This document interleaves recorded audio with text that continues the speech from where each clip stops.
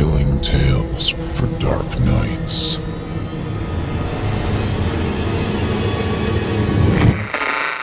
Want to make sure you never miss a Chilling Tales for Dark Nights video again? Be sure to subscribe and hit that bell to turn on notifications. The following program is a production of Chilling Entertainment and the creative team at Chilling Tales for Dark Nights, and a proud member of the Simply Scary Podcasts Network. Visit simplyscarypodcast.com to learn more about this and our other weekly storytelling programs. Thank you for listening and enjoy the show.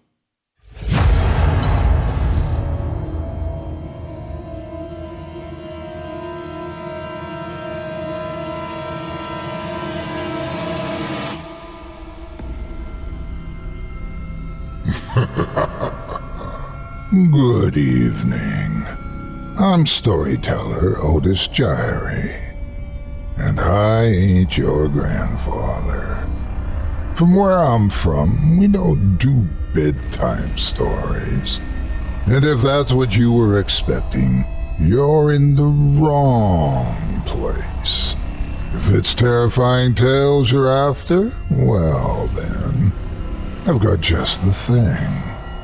Get comfortable, settle in, turn off the lights, if you dare. Your night is about to get a whole lot darker. Who needs sleep anyway?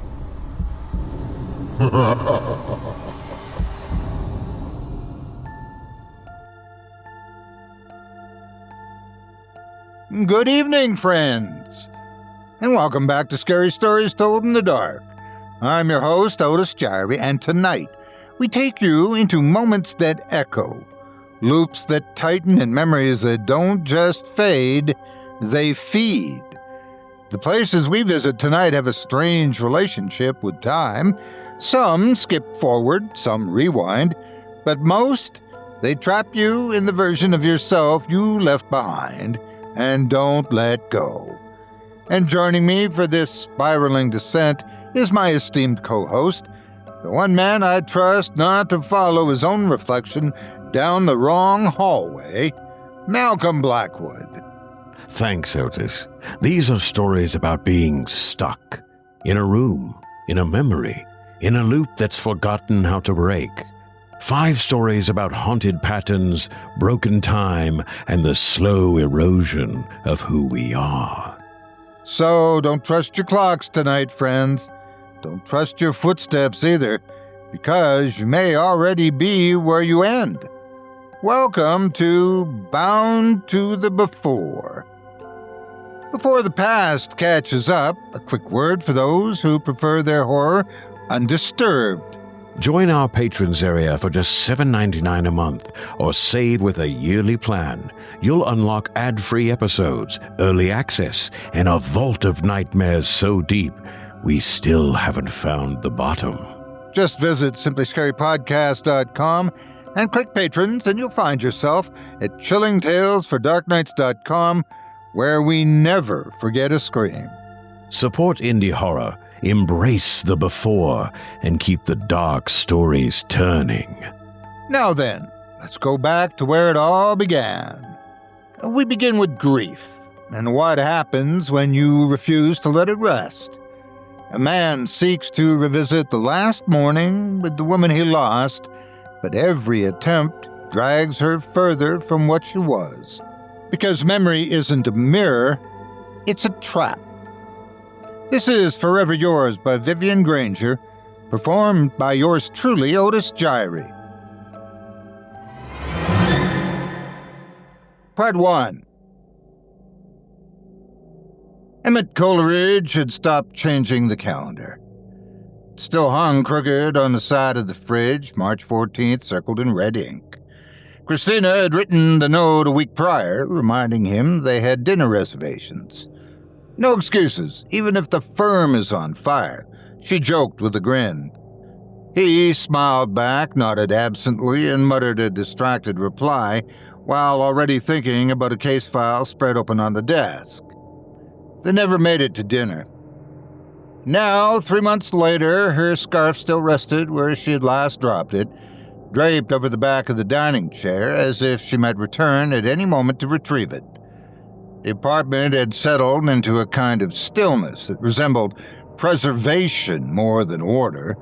Her coffee mug remained on the counter. Her hairbrush sat beside the bathroom sink. Nothing had been moved, as if the space itself had agreed to wait until Emmett gave it permission to shift. But he never did. He couldn't, because he no longer remembered how that last morning had ended. The facts were clear enough. They had spoken, she had left, and the accident had occurred. He received the call at 3:47 p.m. But everything else, the tone of her voice, the look in her eyes, the words they exchanged, had vanished. The absence of those final moments haunted him as deeply as the loss itself. His grief was complicated not only by her death, but by the fear that he might not have deserved to grieve her properly. What if they had argued? What if she had left the apartment angry? What if she hadn't known he loved her? That question lodged in his mind with the precision of a splinter, invisible but impossible to ignore. In the long, isolated hours after the sympathy calls had stopped and the last casserole dish had been returned, Emmett heard whispers about someone named Madame Celine. She lived in a townhouse wedged tightly between two gutted brownstones on the west side of the city. The front steps leaned unevenly toward the sidewalk, the buzzer no longer worked, and someone had scattered a triangle of salt across the threshold as if to keep something out, or in. Emmett stood staring at it for nearly a minute before knocking. Inside, the air smelled faintly of melted wax and dried roses. Shelves burdened by books leaned at uneasy angles, and sheer curtains muted the candlelight, which danced across the far wall in shifting patterns that didn't seem to match the flame. At the center of the room sat Madame Celine, swathed in layers of embroidered shawls, her pale eyes still and unwandering. She didn't ask why he'd come.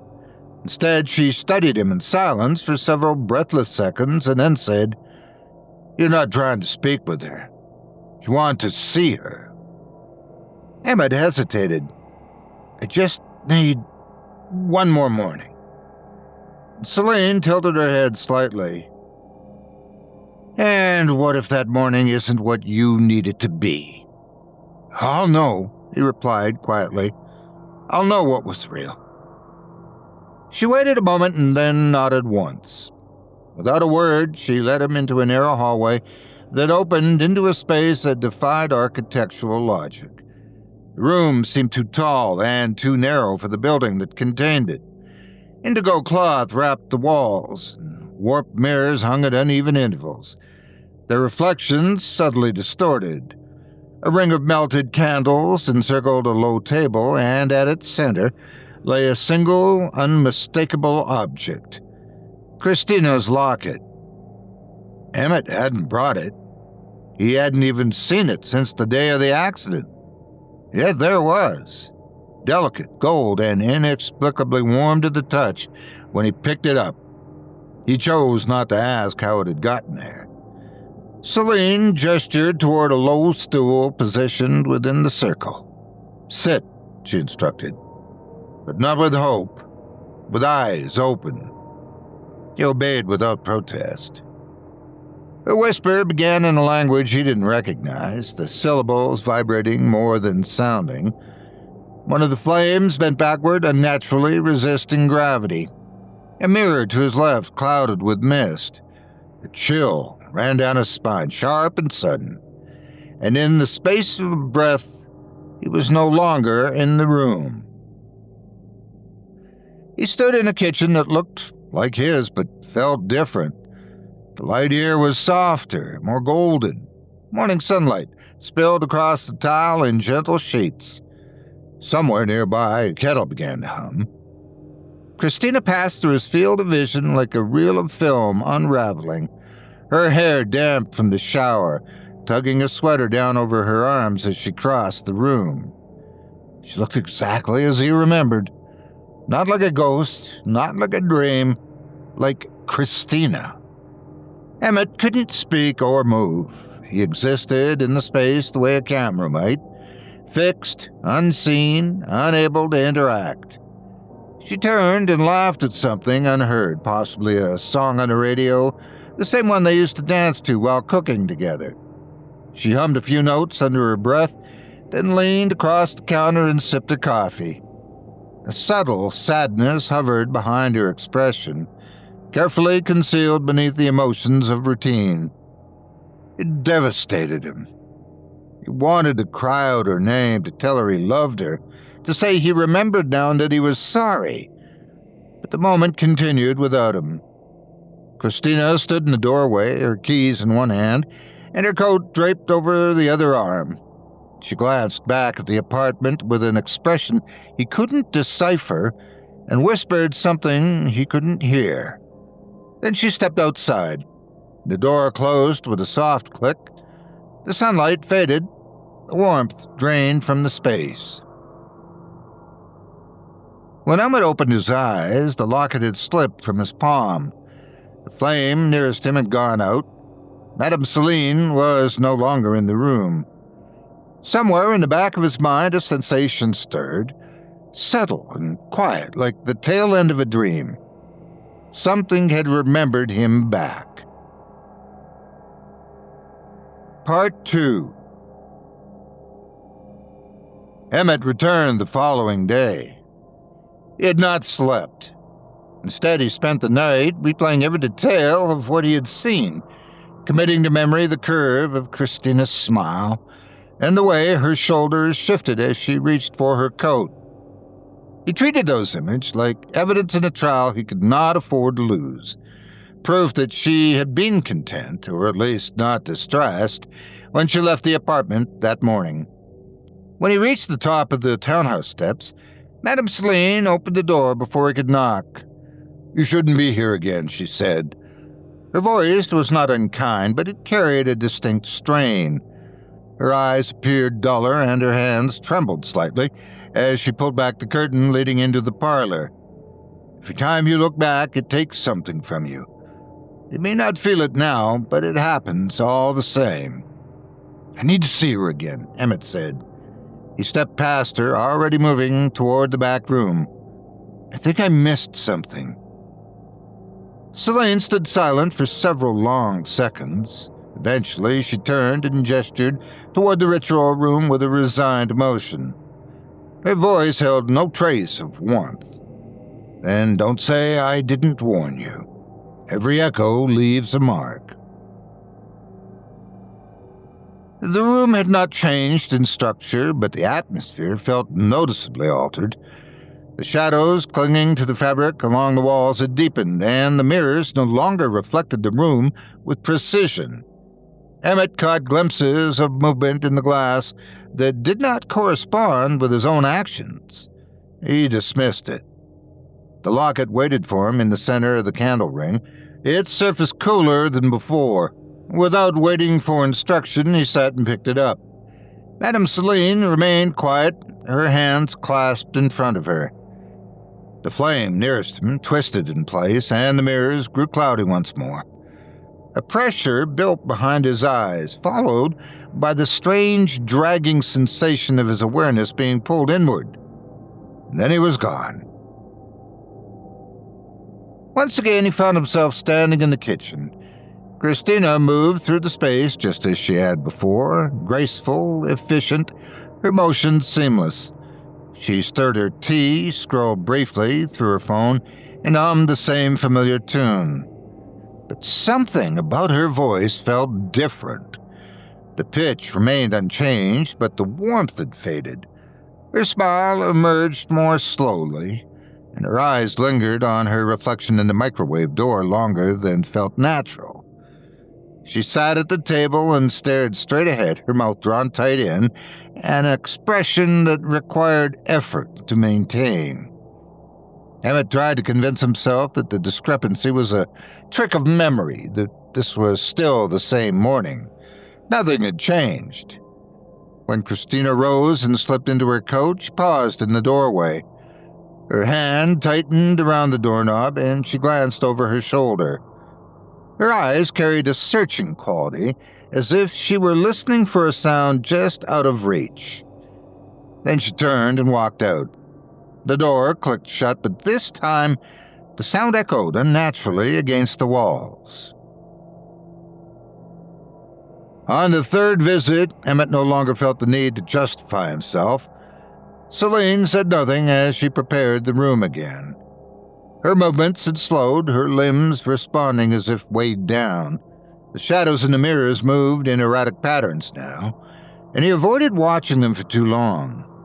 He kept his focus on the locket and the memory of Christina's face. But when the next loop began, it became clear that something had shifted again. This version of Christina appeared more distant. Her sweater sagged at the shoulders and dark circles framed her eyes. She no longer hummed while making tea. When she sipped it, her expression remained blank, unreactive. Her actions felt hollow, stripped of nuance. She no longer touched the side of her neck the way she used to when reading messages, nor did she smile at her reflection. Each movement seemed like a rehearsal, performed by someone who had forgotten why the motions mattered. When she reached the front door, she did not leave immediately. This time, she turned her entire body to face the living room. She stood for several moments, unmoving, her lips parted slightly as if preparing to speak. Then, without a word, she stepped outside. Emmett did not speak during his fourth visit, nor did he say anything on the fifth. He simply entered the townhouse, moved into the ritual room, and sat down. Celine continued to prepare the space, but each time she moved more slowly. Her breathing had grown heavier, and the color in her face had faded. Just before the fifth loop began, she paused beside the circle and looked at him. "You need to understand," she murmured, "that every time you press into memory, it's like driving a thumb into wet paint. You're leaving fingerprints behind. Even if you mean no harm, you are altering what was." Emmett did not respond. He'd convinced himself that the changes in the vision were not distortions but signs of something deeper. He believed Christina was becoming more aware of him, that her hesitation meant she sensed his presence. Her prolonged glances and altered routines confirmed it. Each shift in behavior, he told himself, was a step toward connection. But during the sixth loop, it became impossible to ignore the truth. Christina's appearance had deteriorated. Her skin had lost its natural tone, taking on a muted grayish cast. The color had faded from her lips. Her eyes, once sharp and expressive, looked glassy and distant. She moved through the kitchen as if submerged in water, her limbs sluggish and her motions forced. She did not acknowledge the tea's heat, nor did she glance toward her phone or the mirror. Her actions felt like an imitation, precise in form but lifeless in execution. When she reached the doorway, she did not put on her coat. She stood silently, facing the window. After nearly a full minute, she turned her head, not toward the hallway or the door, but directly toward Emmett. Her gaze locked onto the space he occupied. According to everything Celine had told him, it should not have been possible for her to see him. The ritual was not meant to allow that level of presence. He was supposed to be a passenger, a silent observer. But Christina looked at him with unmistakable intent. Her eyes narrowed and a flicker passed across her face, an expression he could not clearly identify, something between recognition and revulsion. Then, without moving her lips too much, she whispered, "Why are you still here?" Her voice barely rose above the hum of the room, but he heard it, every syllable. Before he could react, she turned and walked out the door. This time, the latch closed with no echo at all. When Emmett awoke, Celine had already left the room. He remained seated within the circle for several minutes, his eyes fixed on the crack running through one of the candles. The mirror closest to him had fogged over again, though the air remained dry. He said nothing. He did not cry. But when he reached for the locket, his hand trembled. Part 3. By the time Emmett returned again, Christina no longer appeared entirely real, even with the surreal logic of the memory loop. Her presence had begun to resemble a wax figure, recognizable in shape and motion, but unnatural under close observation. The subtle gestures and unconscious habits that once defined her had vanished, replaced by movements that felt copied and replayed with diminishing accuracy. When she prepared her tea, she stirred the cup the same number of times, always in the same direction. The spoon never tapped the ceramic, as though the sound had been erased. She followed the same routine from her bedroom to the kitchen, but a slight, almost imperceptible stutter had emerged in her gait. The way she spoke disturbed Emmett more than anything else. Although her mouth formed the words and her voice remained audible, her tone no longer matched her meaning. Laughter came without light in her eyes, her lips parted, her throat moved, but the emotional resonance had gone hollow. The sound resembled something mimicked, an impression of joy recited by someone who never had felt it. Her sentences repeated themselves with increasing frequency. It was not just the general content, but the exact phrasing that returned. One line resurfaced with unsettling consistency. "It's supposed to warm up today." She said it even when no radio played and no weather report prompted the comment.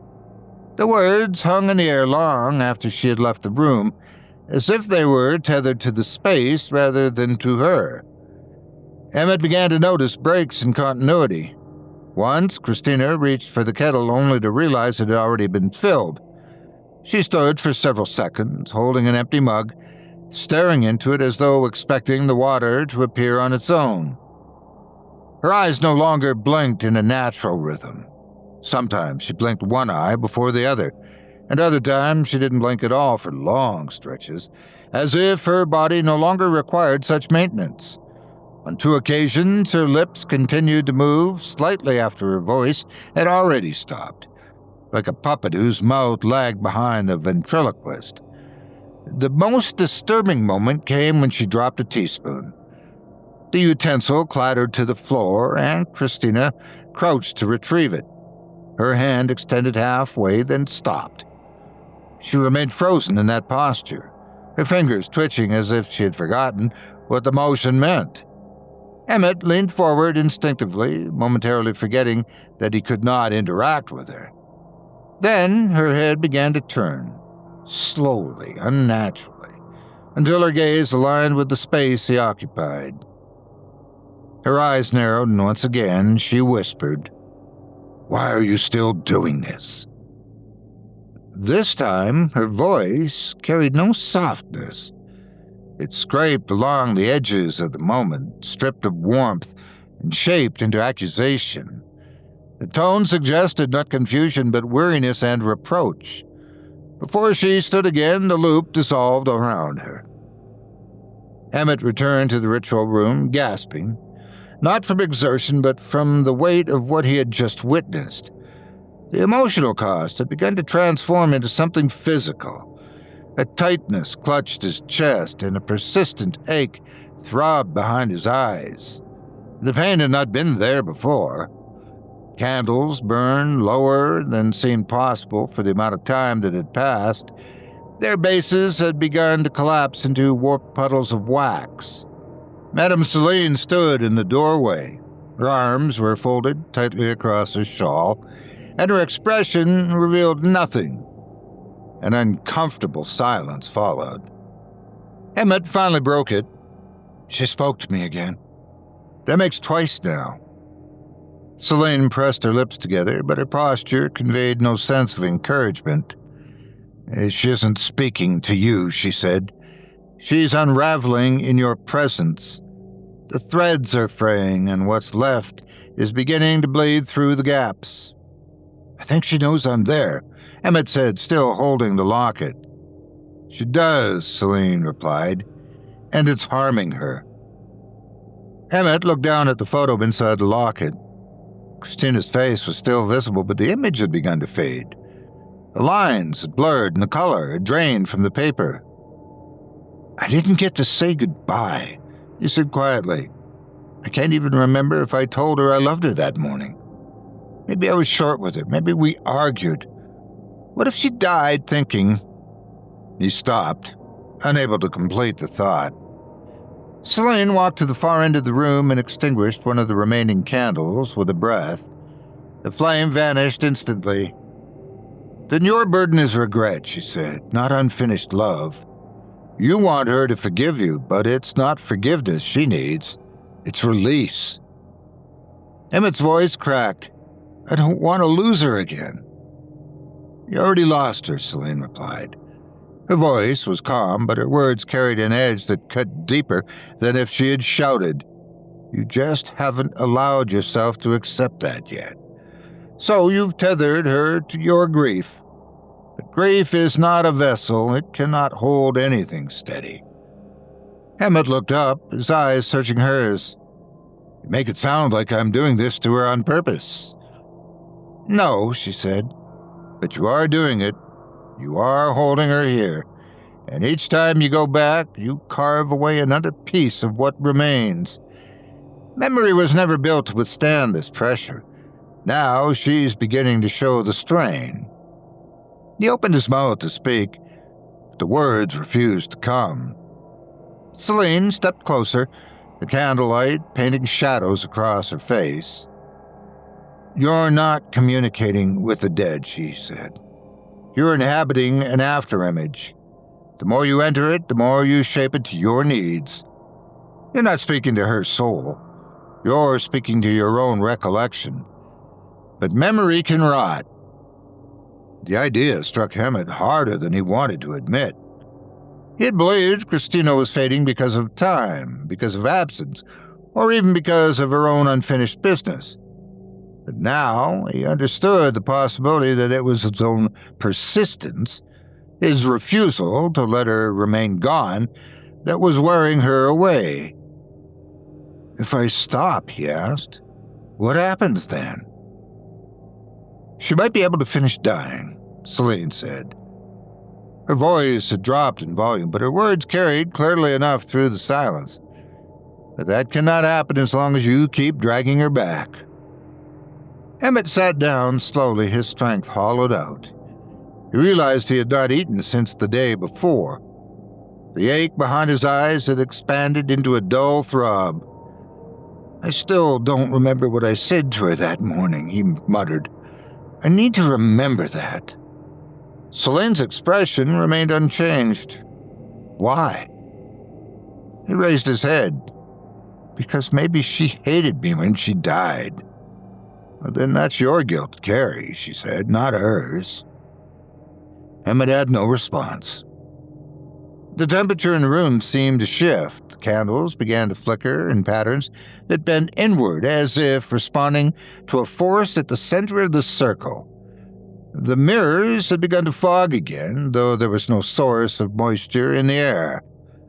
Celine turned toward the hallway. Her voice no longer held compassion. You're not remembering her anymore, she said. You are possessing her. And possession, no matter how loving it claims to be, is still theft. Emmett looked down at the locket. He did not offer Celine a thank you. He did not say goodbye. He walked out. And as the door closed behind him, the nearest mirror fractured. A single crack split from its center, spreading outward like ice blooming across glass. Part 4. Emmett waited 3 days before returning to the townhouse. He told himself he needed time to reflect, to consider Madame Celine's warnings, to weigh them against the ache that still lived inside his chest. But in truth, the delay came from fear. He was no longer afraid of Christina or even of what he might see. He had become afraid of who he was becoming in the absence of her presence. On the fourth morning, he climbed Celine's steps with the locket clenched so tightly in his hand that the metal left faint impressions across his fingers. He did not knock. The door opened just before he reached it, swinging inward with a slow, reluctant creak, as though the house itself had been waiting. Celine did not meet him at the threshold. She was already seated inside the ritual room when he entered. The candles had nearly burned themselves to nubs, and the mirrors no longer reflected anything clearly. Their surfaces had darkened, dimmed by a film that shimmered faintly in the low light. Her shawl had fallen from one shoulder, revealing a lattice of hair-thin veins glowing faintly beneath her skin, as though something within her had been fed too long and had begun to grow restless. "I won't stop you," she said, "but if she takes you this time, I will not pull you back. I won't interfere again." Emmett gave a single nod. There was no need for ritual language or formal acknowledgement. He stepped into the circle, sat down, and placed the locket in front of him. When he closed his eyes, the room collapsed inward. This time he did not arrive in the kitchen. Instead, he stood in the living room where morning light filtered through the window in a pale, diluted haze. The brightness reached the floor but offered no warmth. Christina sat on the sofa, already dressed. Her hands were folded in her lap, and her body remained completely still. She did not move when Emmett entered the space. For the first time, he sensed that he was no longer just observing the loop. He had become a part of it. He no longer hovered on the edges like a detached memory fragment. He stood fully present, though whether he had been pulled forward or pulled down, he couldn't say. Her eyes met his, and the illusion of memory shattered. "You loved me," Christina said. Her voice was clear, but her tone held no warmth. "But you don't know me anymore." Emmett opened his mouth. He did not speak to defend himself or to argue. He only wanted to explain. "I didn't get to say goodbye," he said. "I didn't know it would be the last time I saw you.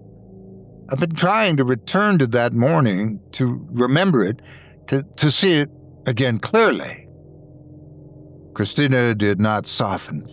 She continued to watch him without blinking.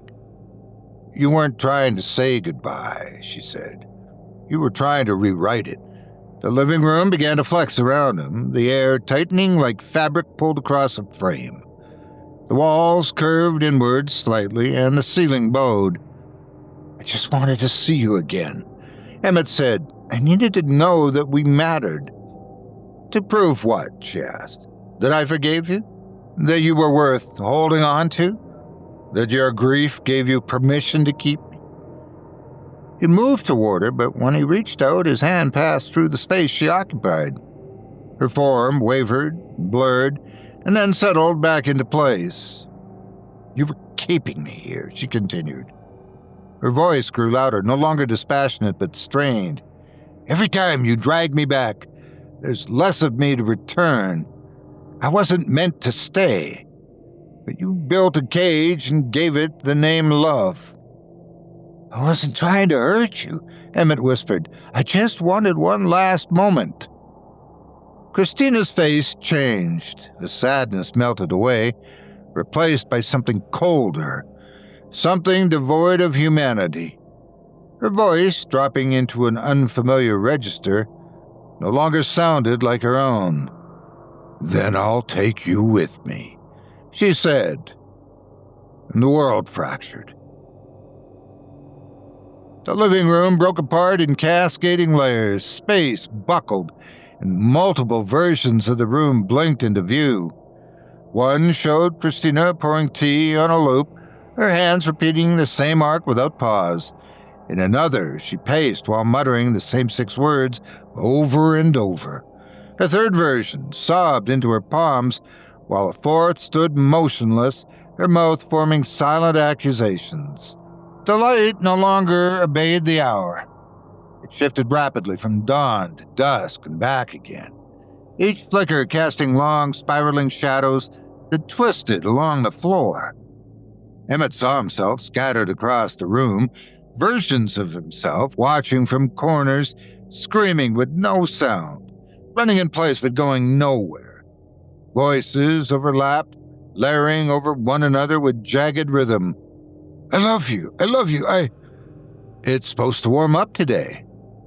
You weren't listening again, were you? Why are you still doing this? Don't leave it like this, please. Please. Then, a new sound broke through them all, shattering glass. Christina stepped forward from the chaos, her form no longer fixed.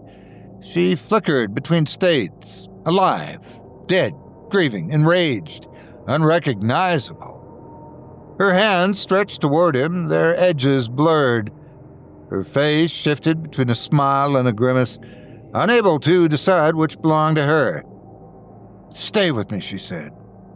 Her voice was layered now, carrying more than one tone at once.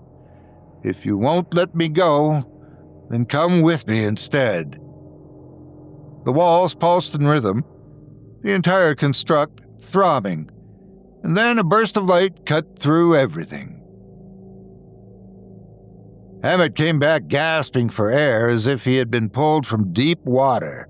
The room reeked of smoke. All around him the candles had burned down to blackened stubs. The table bore a scorched ring where the locket had rested. Every mirror had cracked, their surfaces spiderwebbed outward from a single central point as though something inside had pushed against them until the glass gave way. Celine stood slumped against the wall. Her face had grown gaunt, and her eyes remained fixed on the edge of the ritual circle. She said nothing.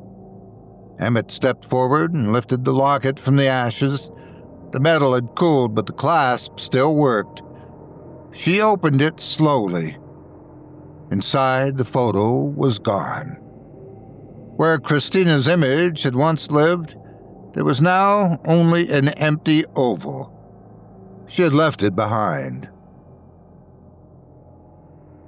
2 days later, Emmett followed the gravel path that led to her grave. The cemetery stood quiet, the wind combing through tall grass around the headstones in waves.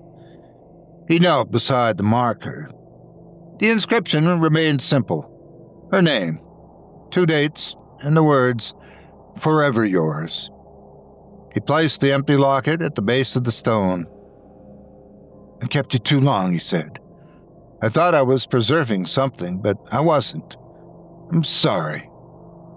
There was no whisper in the breeze, no change in the light, but he had not expected a reply. He stood and turned away from the stone, walking home without glancing back. That night, while brushing his teeth, Emmett noticed the bathroom mirror. It had always been clean, unremarkable, free of damage. But now, a single crack stretched across its surface, branching outward like frost from within. He did not reach for it. He turned off the light and left the room in silence, leaving the mirror behind. Unanswered, and, finally, still.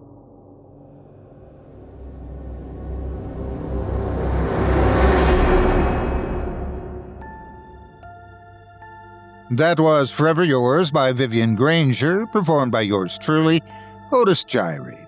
You know it's bad when even the psychic tells you to stop, but the moment you think you deserve one more look, that's when you lose everything real about it.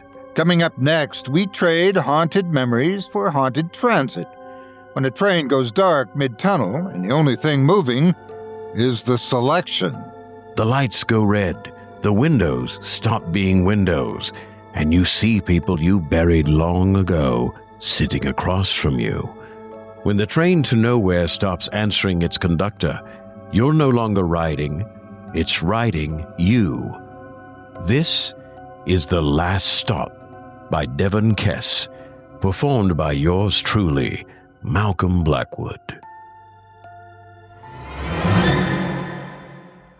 Part 1. Rain hammered the train windows with a steady, insistent rhythm, as though trying to force its way inside.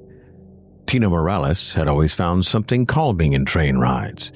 The gentle sway of the car, the hum beneath her feet, and the long bands of fluorescent lights stretching across the cabin and over the pages of strangers' books all functioned like a balm. They gave her space to decompress after long shifts at the hospital, a buffer between the chaos of trauma bays and the cramped silence of her apartment. That decompression had become vital in recent weeks. She looked up from her open notebook.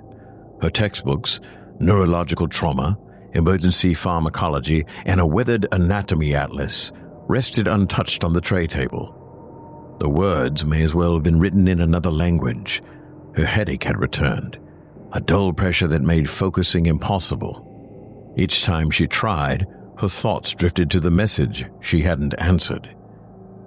Mom says you haven't been to the cemetery lately. Neither of us have. I think that's okay. Without warning, the train entered the tunnel. The exterior world disappeared, swallowed by concrete and darkness. The yellow-orange glow of station lights gave way to the artificial dusk of the tunnel, and the pressure shifted subtly, just enough to notice. Tina felt it in her ears, a soft, static hum that settled across her skull. The other passengers, maybe 24 in all, barely reacted. It was after 10 on a weekday night, and most were absorbed in screens or drifting into sleep. Across the aisle, an older man in a dark conductor's cap helped a young woman stow her stroller, offering a quiet nod when she thanked him. Tina managed a faint smile. The man looked like a retiree, one of those people who never entirely stopped being helpful even after their shift had long since ended. Then the train jolted. It wasn't the gradual deceleration of a scheduled stop or a routine sway along the track. This was abrupt, an unexpected lurch that knocked notebooks from laps and startled passengers upright. The lights overhead flickered violently as Tina's pen slid off the tray table and landed on the floor with a soft plastic clatter. "What the hell?" someone muttered a few rows back. Before anyone could respond, the lights went out. Total darkness consumed the car. Not even cell phone screens lit the space. There were no emergency backlights, no ambient glow. The rain, once so persistent, had been silenced by the tunnel walls. In its place came the hum of failing systems, the faint whine of cooling metal, and the low, intermittent thrum of the train's emergency power trying to restart. When the lights returned, they glowed a deep red. The emergency bulbs cast a dim crimson wash across the cabin, painting everyone in the color of bruises. A heavy silence followed. No one spoke. Everyone seemed to be waiting for the usual announcement, for instructions, for someone to reassure them that this had happened before. The intercom crackled. It wasn't the familiar clipped female voice that usually reminded passengers to mind the gap or apologize for delays. This voice, distorted and warped, belonged to a man. "Passengers, remain. The selection must occur." The line hissed, then went dead. A few people laughed nervously. One woman sighed and tapped her phone, likely hoping for a signal. Tina scanned the car. Most people seemed puzzled but not alarmed. Someone in the back muttered about ARG marketing. Then came a knock. It was too soft for the metal siding, more like fingertips brushing the glass. Tina turned toward the sound, eyes locking on the window across the aisle. Her reflection stared back at her, bathed in red, wide-eyed and frozen. But it wasn't the only face in the glass. A second face, half hidden by shadows, had appeared in the seat across from hers. Pale skin, wet hair clinging to a too familiar forehead. Michael, her brother, 6 years dead. His face looked drained and slack. He didn't blink. Tina stood abruptly. Her sudden movement startled a few nearby passengers. She stepped into the aisle, eyes fixed on the seat across from hers. Empty. The space was vacant, the upholstery undisturbed. Still, a tight sensation coiled through her ribs. Not panic. Not yet. But she could feel the stirrings of something close. You haven't eaten, you haven't slept. She tried to believe it. A steady hand came to rest on the nearby pole. The older man, with the conductor's cap, approached, voice low and steady. "You all right, miss?" Tina nodded quickly, clearing her throat. "Yeah, sorry. Thought I saw someone I recognized." He gave her a small smile, kind but skeptical. "This stretch of tunnel plays tricks sometimes. Signals bounce, static gets weird. It's older than most of the city above it." "You've worked this line before?" she asked. "For 30 years. Retired now, but I still ride it sometimes. Habit's a hard thing to break." Before Tina could respond, the train jolted again. The red lights above them began to strobe in slow, rhythmic intervals. She looked back across the aisle. Michael was sitting there again.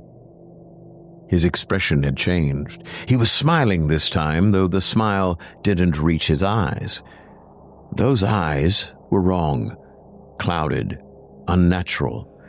And behind him in the glass, something massive pressed against the outside of the train. A shape, indistinct and gray. It resembled a handprint smeared across a fogged window, too large, too blurred to define. The shape shifted. Tina stumbled backward, bumping into the older man. "You saw that?" she asked. "Tell me you saw that." But he wasn't looking at the seat. His eyes had turned toward the connecting door at the far end of the car. It stood open, just a crack. Only a sliver, but enough for pitch blackness to bleed through. Something moved beyond it. "That door's not supposed to be open while in the tunnel," he murmured. At the rear of the car, someone began to cry. Not a quiet sob, but a deep, rattling sound. The kind of anguish that suggested something had already broken. It echoed along the windows, bouncing between the metal walls. Tina turned. A man near the back had stood up, holding a phone in front of him. Omar Shah. He had been recording.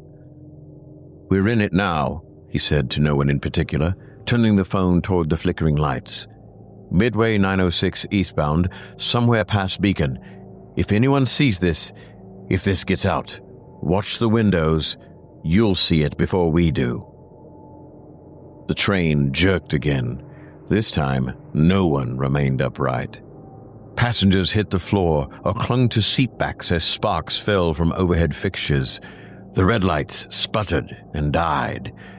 And in the dark that followed, total and crushing, Tina heard a voice. The voice of hunger. When the emergency lights returned, the train had stopped moving. Beyond the windows, no tunnel, no wall, no world. Only static. Gray-black noise swallowed everything outside, like a fog made entirely of interference. And from within it, something began to form. Part 2. Tina didn't remember sitting down. Yet she found herself back in her seat, her fingers locked tightly around her notebook. She couldn't recall the act of moving there. The emergency lights had returned, though they glowed fainter now, drained, as though the train were running on power it no longer owned. Around her, passengers shifted uneasily. A few whispered to one another in low tones, but most stared straight ahead with glazed expressions, as if stunned or half asleep. The window beside her was no longer a window. Instead, it had become a screen, filled edge to edge with crawling static. The gray-black noise flickered and swelled. No tunnel wall remained, no rails, no light, only movement. But this movement wasn't random. The static pulsed in patterns, contracting and expanding in slow waves. Images emerged briefly, half-seen and dreamlike, before dissolving into the noise. Tina leaned closer. A child lay curled in the overhead luggage rack, eyes wide open and unblinking. A man slammed his fists against the conductor's booth, blood pouring from his nose. A woman in a hospital gown stepped barefoot into the tunnel, vanishing as fog closed around her. A gurney rolled across a morgue floor. A toe tag dangled. It bore her name. And then herself, stretched motionless across the seats, mouth agape in a frozen, silent scream. Tina turned away abruptly. Across from her, the older man, Harris, she remembered, had removed his conductor's cap. He clutched it loosely in his lap, sweat beading along his brow. His knuckles trembled as he traced shapes onto the metal pole beside him. 4 vertical lines crossed by a 5th, a tally mark. "Are you counting something?" Tina asked, her voice quieter than intended.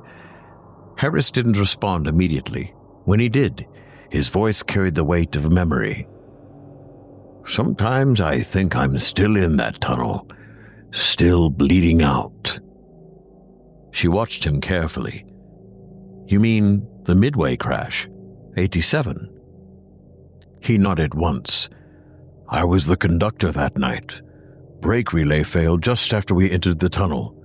The 907 derailed. 47 people died. I should have been one of them." "But you survived." "I was pulled out, half-crushed, concussed, screaming about something that had followed us up from the dark. The EMTs thought I was hallucinating. They gave me morphine and never asked again."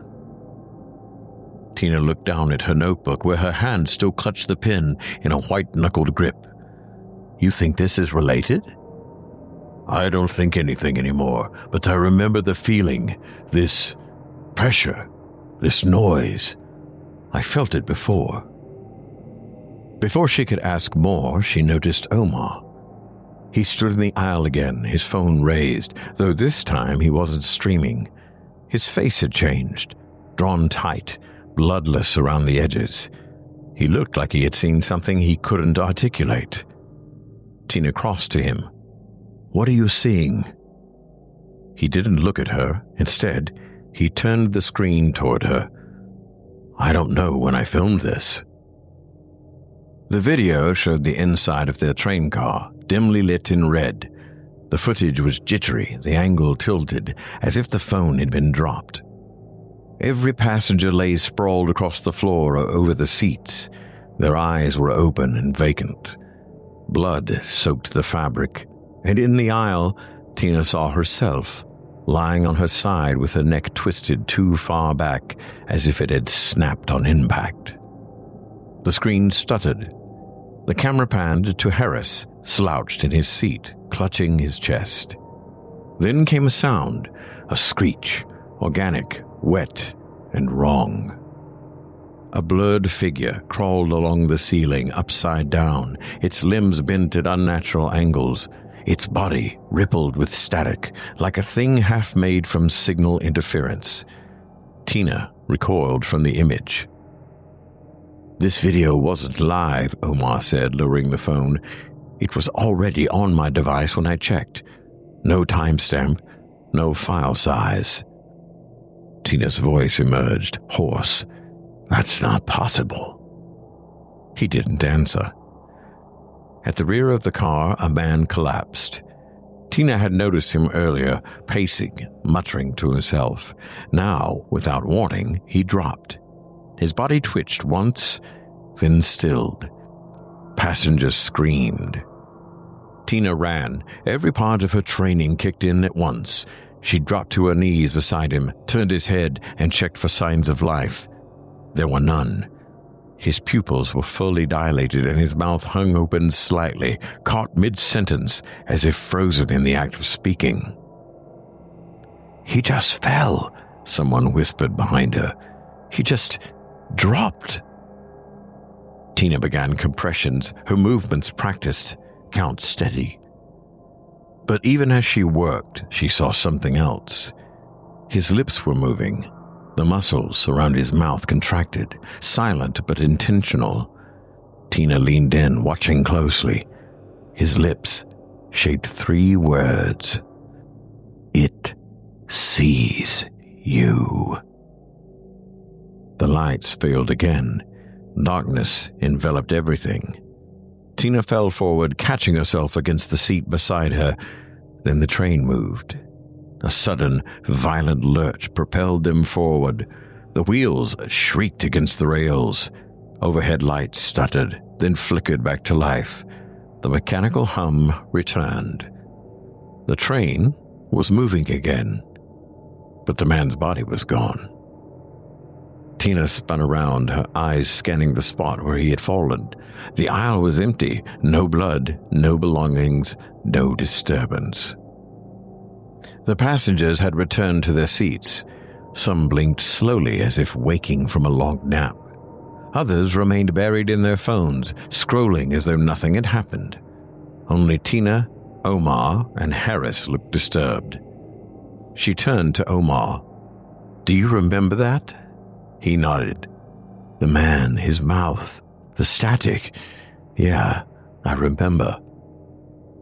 "Look." The static had returned, but it was no longer random. A frozen image filled the screen. The man who had died was pressed against the other side of the glass, his face distorted by the interference. His features were stretched and pale, smeared across the screen as if the static had absorbed him. The train's lights dimmed again. An announcement chimed overhead. The same garbled voice returned. "Next stop, end of pattern. Final iteration pending." "Final?" Tina echoed. "What does that even mean?" Omar began pacing. "It's not just time repeating, it's people. Us. What are you saying?" "I think this isn't a loop of events. It's a loop of memory or identity. Every time it resets, someone's missing, someone gets erased, and whatever's controlling it, it's making decisions." Tina's voice fell low. "Then how many loops have already happened?" Harris didn't move his gaze from the window. "More than 5. Omar raised his phone again. "I think it's tied to awareness. The ones who see through the loop, the ones who notice, get pulled deeper each time." Tina stared at the screen. The static behind the glass had taken on a faint pulsing rhythm. She could feel it now, behind her eyes, like pressure building before a storm. It wasn't outside anymore. It was inside the train. Inside them. The intercom crackled once more. "Remain seated until the selection completes." Then the voice shifted. It was no longer warped or mechanical. It was Michael. "Tina? Tina," it said. "You left me there. Don't leave them too." The lights died, and in the darkness that followed, they heard footsteps moving overhead. Part 3.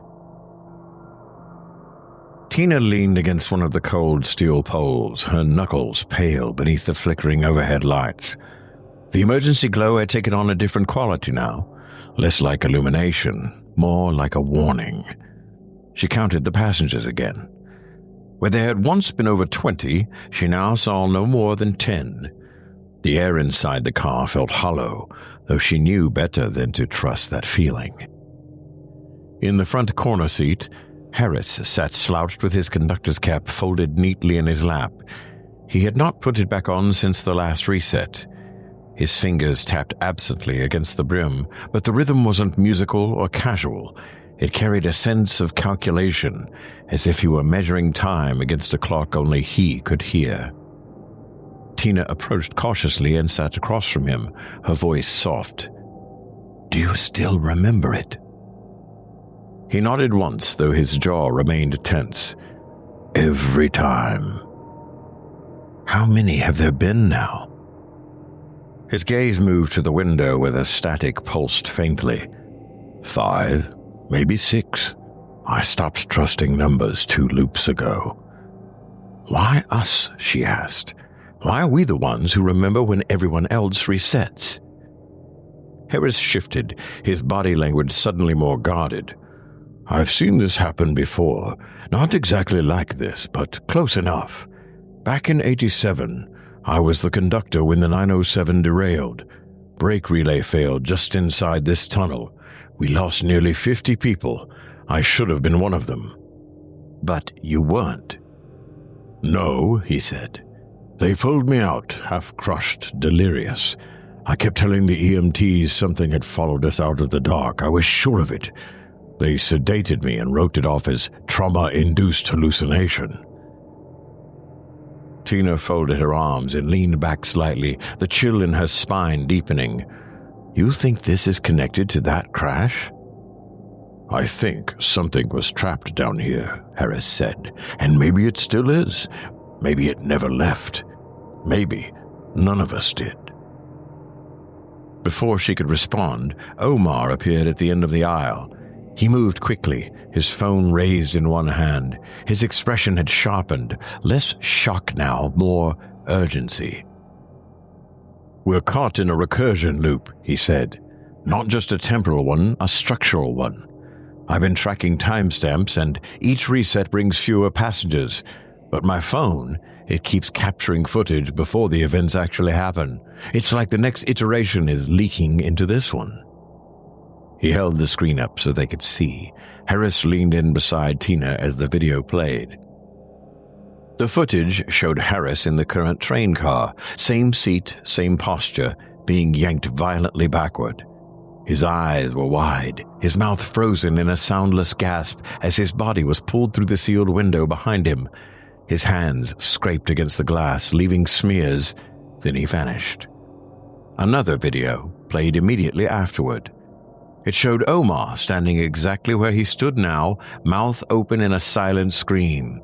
Above him, the ceiling warped and bulged, as if something massive pressed from the other side. A third clip followed, grainy, distorted. Tina sat alone in the train car, the seats around her vacant. Her mouth moved constantly, whispering to herself. Her hands were red. "These haven't happened yet," Omar said. "But they're on my phone. The metadata says they were recorded hours ago. I didn't film any of this." Tina tried to keep the dread from sinking deeper. "Then they're not just predictions." "They might be inevitabilities," Harris said. A sharp metallic click echoed through the train car. All 3 of them turned toward the sound. The rear door had opened. There was no sound of unlocking. It hadn't been forced. It simply stood ajar now, the edges swaying slightly with the unnatural stillness of the train. Beyond it stretched only darkness. A middle-aged man in a brown jacket rose from his seat and walked toward the opening. His gait was slow but determined. He didn't speak. His eyes didn't track his surroundings. He stepped through the doorway and vanished into the dark without hesitation. No one stopped him. No one else reacted. Then a teenage girl followed. Then a woman in a tailored blue coat. One after another, passengers stood and passed through the doorway, disappearing into whatever waited beyond. By the time Tina blinked again, 5 of them were gone. She turned to Harris, her voice tight. "Why aren't the others reacting?" "They weren't meant to," he said. "They're part of the structure, not the loop." A deep cough broke the silence. Tina turned to see a woman near the far end of the car clutching her chest. She doubled over, coughing harder, the sound turning wet. She wheezed once, twice, then went still. Omar ran toward her while Tina knelt beside the woman, checking for a pulse. A moment later, she looked up, her expression grim. "She's gone," Tina said. Then the train jolted forward. The lights flared and dimmed in rapid succession. When the world settled again, Tina was back in her seat. She sat up straight, immediately scanning the cabin. The woman who had just died was gone. So were the others who had walked into the tunnel. Only 7 passengers remained. Harris and Omar were still present. Both looked as disoriented as she felt. They remembered. She stood and moved to the window again. Outside, the tunnel was darker than ever before. The red emergency lights barely penetrated it. Within that gloom, shapes shifted, subtle and formless, like afterimages that refused to resolve. Omar joined her, speaking quietly. "It's speeding up." "What is?" "The resets, the disappearances, the distortions in reality. It's accelerating." Tina turned to Harris. "How does this end?" He didn't answer right away. Instead, he drew something into the fog on the window with his fingertip. A circle, broken by a jagged, vertical line. "This isn't a loop," he said. "It's a spiral, and we're being pulled down." The lights flickered again, and this time, they didn't return. Part 4. The lights did not return. In the darkness, the familiar hum of the train was gone. No vibration traveled through the floor, no screech of wheels echoed along the rails, and no rhythmic jolt pressed through the carriage. Yet Tina still felt movement, a subtle pull forward, as if her body remembered inertia even when the world around her no longer cooperated. She reached for the window, expecting to feel glass. Instead, her hand touched something warm. She recoiled instinctively. The surface felt like skin, cool, textured, and disturbingly organic. The emergency lights flickered on at last, sputtering weakly overhead. Where the window had once opened to tunnel walls, a sky had taken its place. Jagged cityscapes floated above her, their silhouettes stretching into a ceiling of churning gray fog. The buildings rotated slowly, drifting on invisible currents, defying gravity and orientation alike. Beside her, Omar raised his phone, hands trembling. He aimed it toward the ceiling, where something dark and viscous was spreading outward from the front of the car. The light from his screen illuminated the edge of a shadow, irregular and in motion. It slithered between the vents and along the beams, as if navigating by instinct, avoiding direct exposure. Tina stepped forward. "What are you doing?" "I need proof," Omar said, his voice shaking but resolute.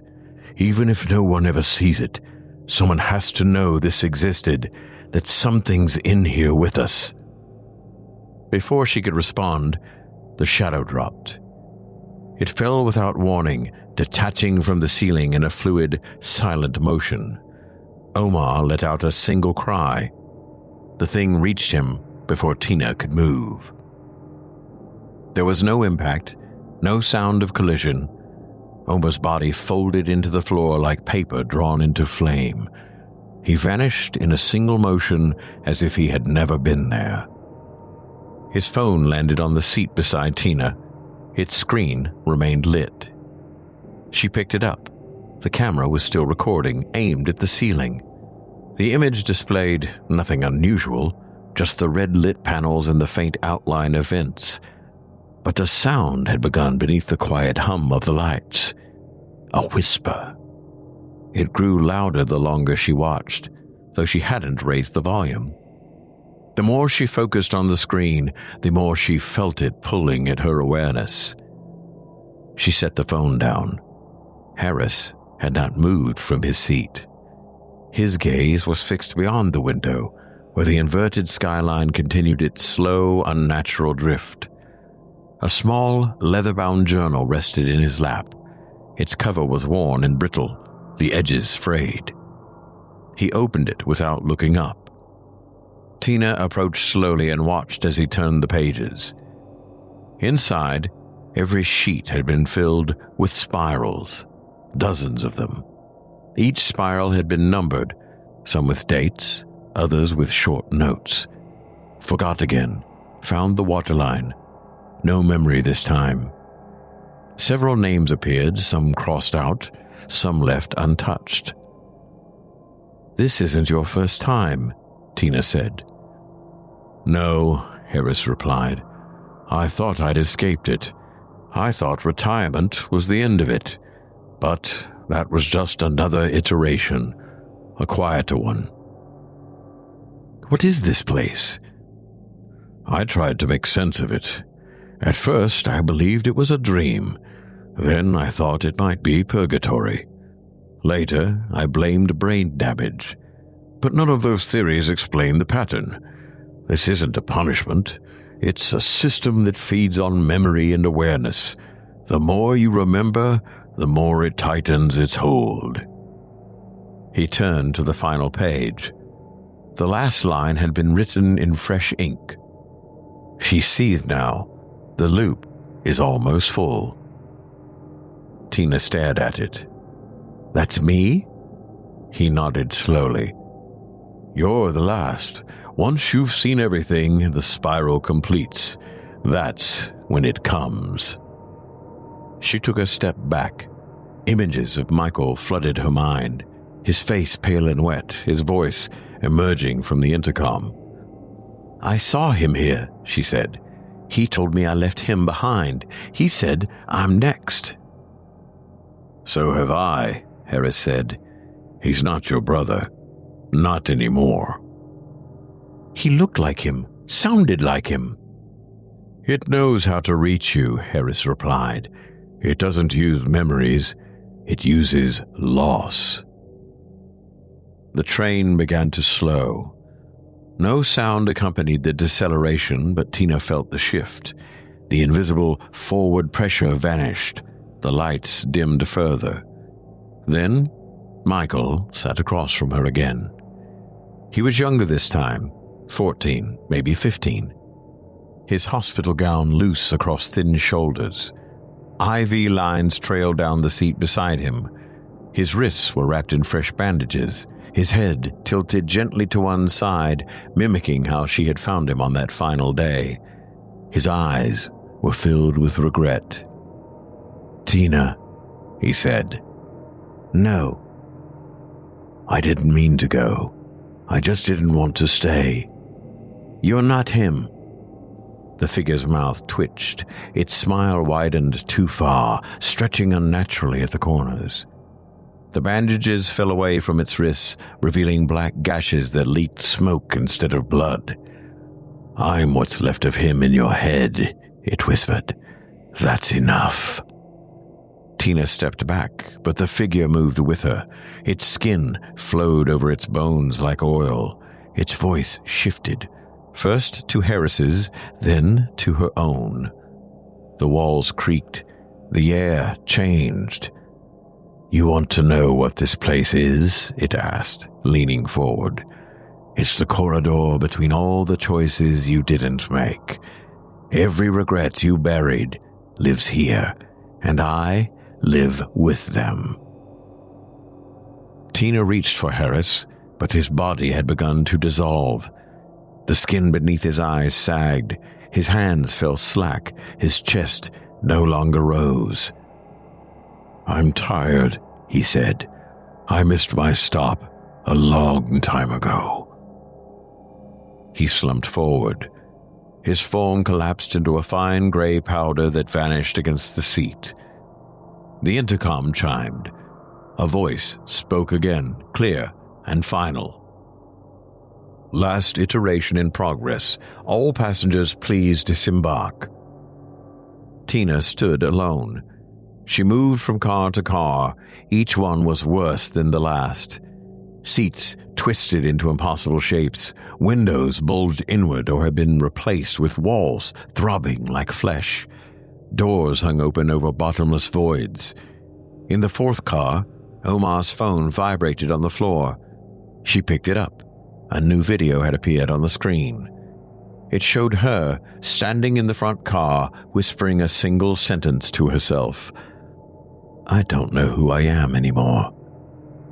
The screen turned black. The train reset, but this time there was no jolt, no shift in inertia. Tina opened her eyes. She sat alone in the front car. Every seat was empty. Harris's cap lay folded neatly near the conductor's booth. Omar's phone light blinked softly in the corner. Outside the window, the tunnel had transformed. It was no longer made of stone or steel. Instead, a shaft of white light stretched infinitely in both directions. Shapes passed beyond the glass, some mechanical, others organic, all pulsing faintly with memory. A few bore faces she recognized. One of them wore hers. The train still moved forward, but it no longer followed rails. Tina sat without speaking, without moving. She did not ask where she was. She already knew. Part 5. Tina could no longer say how many loops had passed. She had stopped tracking time in minutes or hours. Instead, she began marking what remained. She noted the shifting cadence of the red emergency lights. She memorized the tone of the intercom, sometimes mechanical, sometimes disturbingly human. She watched for the flickers in the windows, the moments when reflections failed to appear, the whispers that started just before the lights went out. With no one left to speak to, she began speaking to herself. At first, she wrote in the margins of her medical notebook, filling the diagrams with phrases she hoped would anchor her. When that no longer sufficed, she tore the pages into strips and taped them to the windows. When the tape failed to hold, she began carving tally marks into the vinyl seatbacks with the tip of a broken pin, row by row, slash after slash. 23 full iterations by her last count. Eventually, she moved to her forearm, drawing lines with a permanent marker she'd found under a seat. When the ink faded or was mysteriously erased, she switched to a jagged piece of plastic cracked from an overhead bin. It left red lines behind, messy, uneven, but impossible to ignore. Still, the train resisted her efforts. She would wake to find the markings erased, her notes gone, the seats clean. Once the messages she had written on the windows rearranged themselves into gibberish. Another time, her diagram shifted into distorted faces when she blinked. On her sixth attempt to reach the conductor's cabin, the door locked just before she touched it.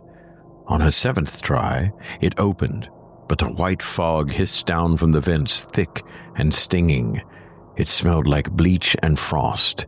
She collapsed before she could cover her face.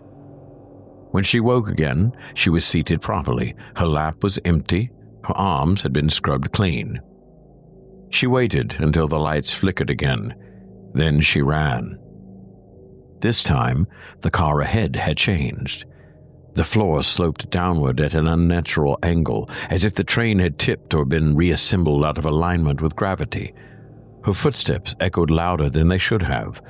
The overhead lights swung in wide arcs, even though the train itself did not move. At the far end of the car, she found Omar, or what remained of him. His body had partially fused into the wall. From the waist down, he was embedded in the metal, flesh pressed outward like melting wax. His shirt had become one with the wall, skin blending into steel. The metal surface bulged around him as if trying to absorb what remained. His eyes were open, glazed, but aware. His lips moved slowly, each syllable a struggle. It won't let go. Tina crouched beside him, placing a hand gently on his shoulder. The surface of his skin was cool and strangely pliable. "Are you still here?" she asked. "Pieces," he whispered. "Maybe." She leaned closer, straining to hear. "It wants to remember us, but it can't. It doesn't know who we are. It only knows what we've lost." His voice cracked. A trail of blood slipped from the corner of his mouth. "Don't give it a name," he said. "If you name it, it becomes real." She reached for his hand, but the wall had already started to pull him deeper. "I won't forget you," she said. Omar said nothing more. Tina stood and continued forward. The next door opened before she could touch it. Beyond it, the air had changed again. It carried a smell she hadn't encountered since she was 19. Sterilized floors, iron, antiseptic. Her shoes clicked against linoleum instead of metal. Harris sat in a folding chair beside the wall, his uniform different now. The fabric was gray wool, decorated with brass buttons and a tarnished nameplate that read McKean. Dried blood matted on one side of his head. His posture was slumped, but his chest still rose and fell.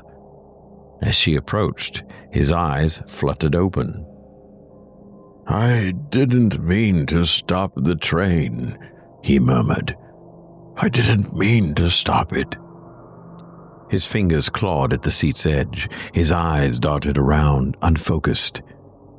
"Are you real?" she asked. He did not respond. Tina stepped past him. The corridor ahead twisted sharply. It bent at impossible angles, spiraling inward. The floor muffled her footsteps as if absorbing them. Then, the entity spoke. It no longer wore one face. Now it wore many. Her brother appeared first, arms outstretched, eyes soft.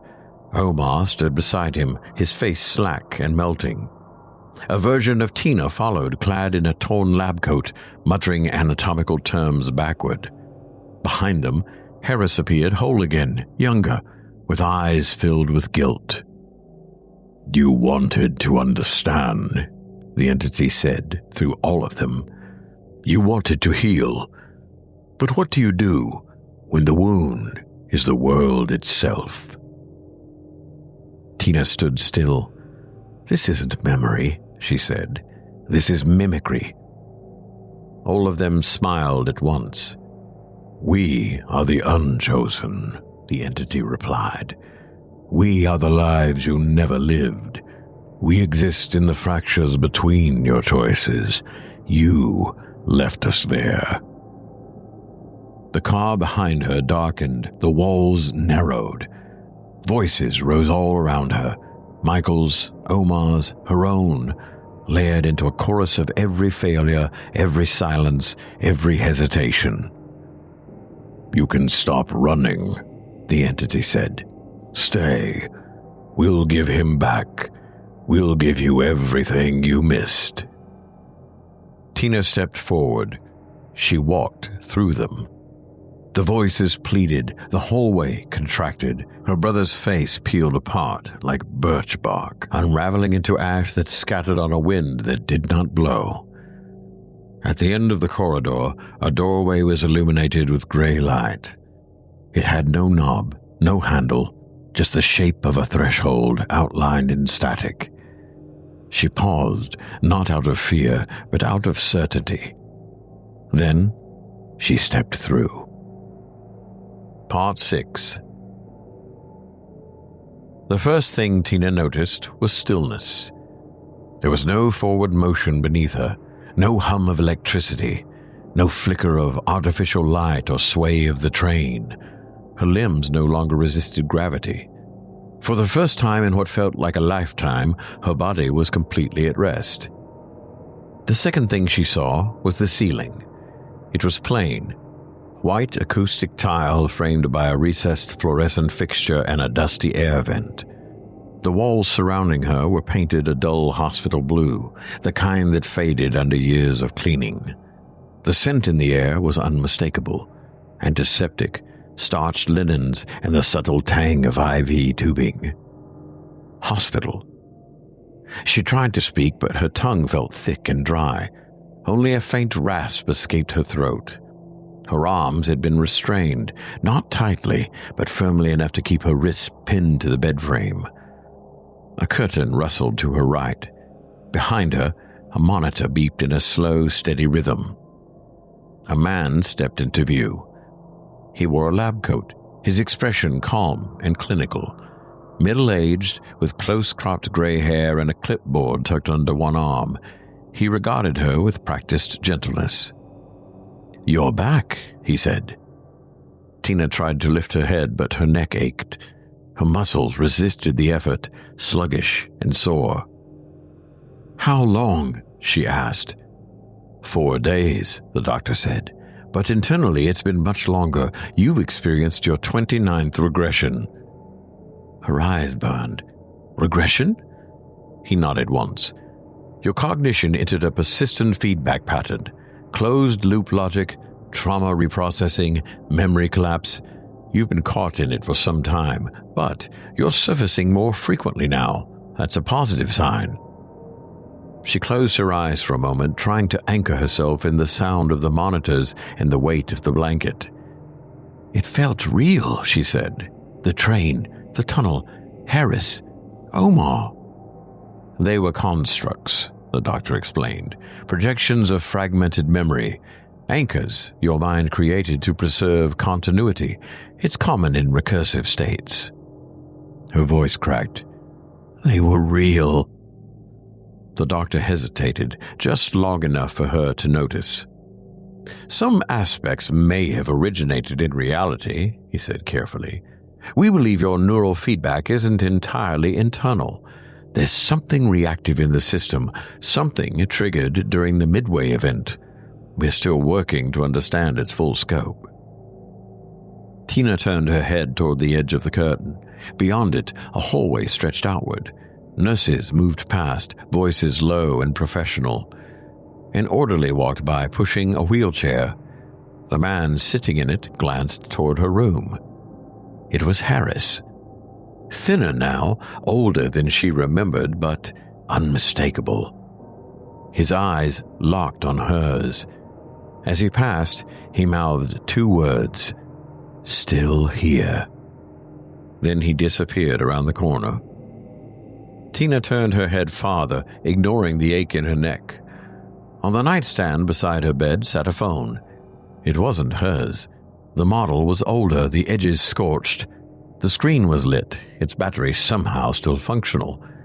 A single video was paused. Her own face filled the frame, profile view, lit by dim red light. She reached for it. The restraint allowed just enough slack. As soon as her fingers touched the device, the image distorted. Static bled across the screen. Her features dissolved into flickering gray noise. Her eyes widened, her mouth opened, trying to speak through the interference. The monitor behind her spiked. The doctor stepped forward. "Easy," he said. "Try not to exert yourself." Tina didn't respond. She kept her eyes on the screen. The static pulsed once more and then froze. Slowly, she turned her head toward the window. Outside, the city looked familiar. Rows of lit buildings stretched toward the skyline. Rain streaked the glass. A few distant streetlights flickered. But beyond the hospital campus, behind a chain-link fence in a row of maintenance sheds, she saw the tracks. A single train sat waiting. It was still, half-shrouded in shadow. Its headlight flickered. Beneath the surface of the earth, something shifted. She could feel the vibration in her chest. The train began to move. It rolled forward into the tunnel beneath the city, the same stretch she had ridden so many nights. A faded sign marked the entrance. Midway Tunnel, eastbound 906 line. Something inside her clicked. Recognition. She remembered everything. The seat numbers, the sound of the emergency tones, The look in Omar's eyes when he realized the loop wasn't time, it was awareness. She remembered the shape the static had taken just before it reached her. She looked down at her wrist. A faint scar remained, a single tally mark. Her eyes returned to the window. The train slipped into the dark, and behind her, almost too low to hear beneath the soft rhythm of the monitor, came a new sound. Static.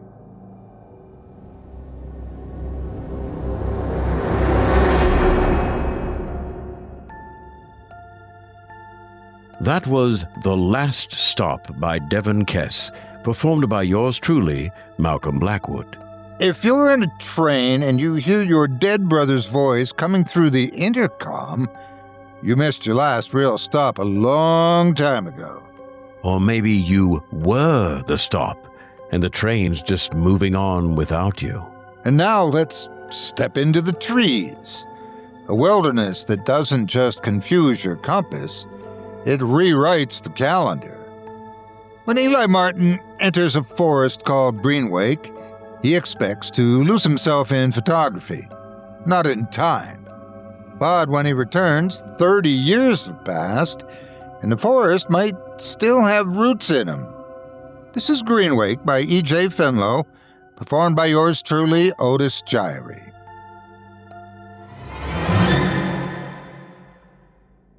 Part 1.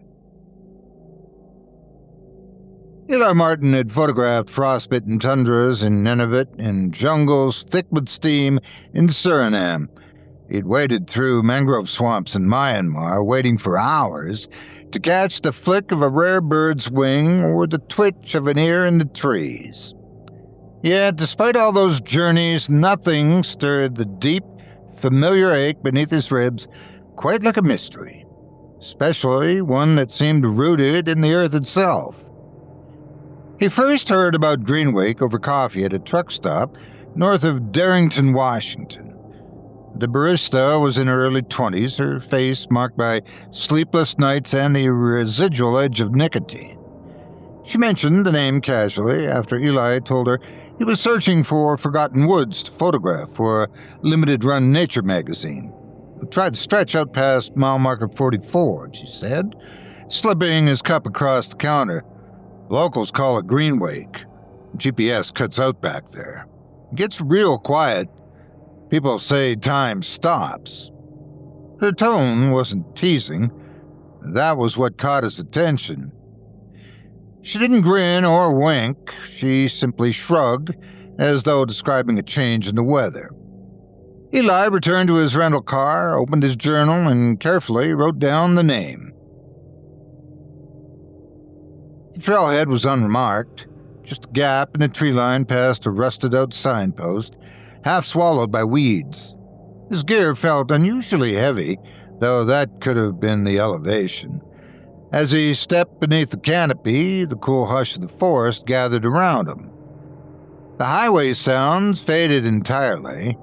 There were no birds, no insects, only the soft sigh of wind passing through the leaves, like breath channeled through cupped hands. The quiet unsettled him. He checked his watch. The display read exactly 9:12 a.m.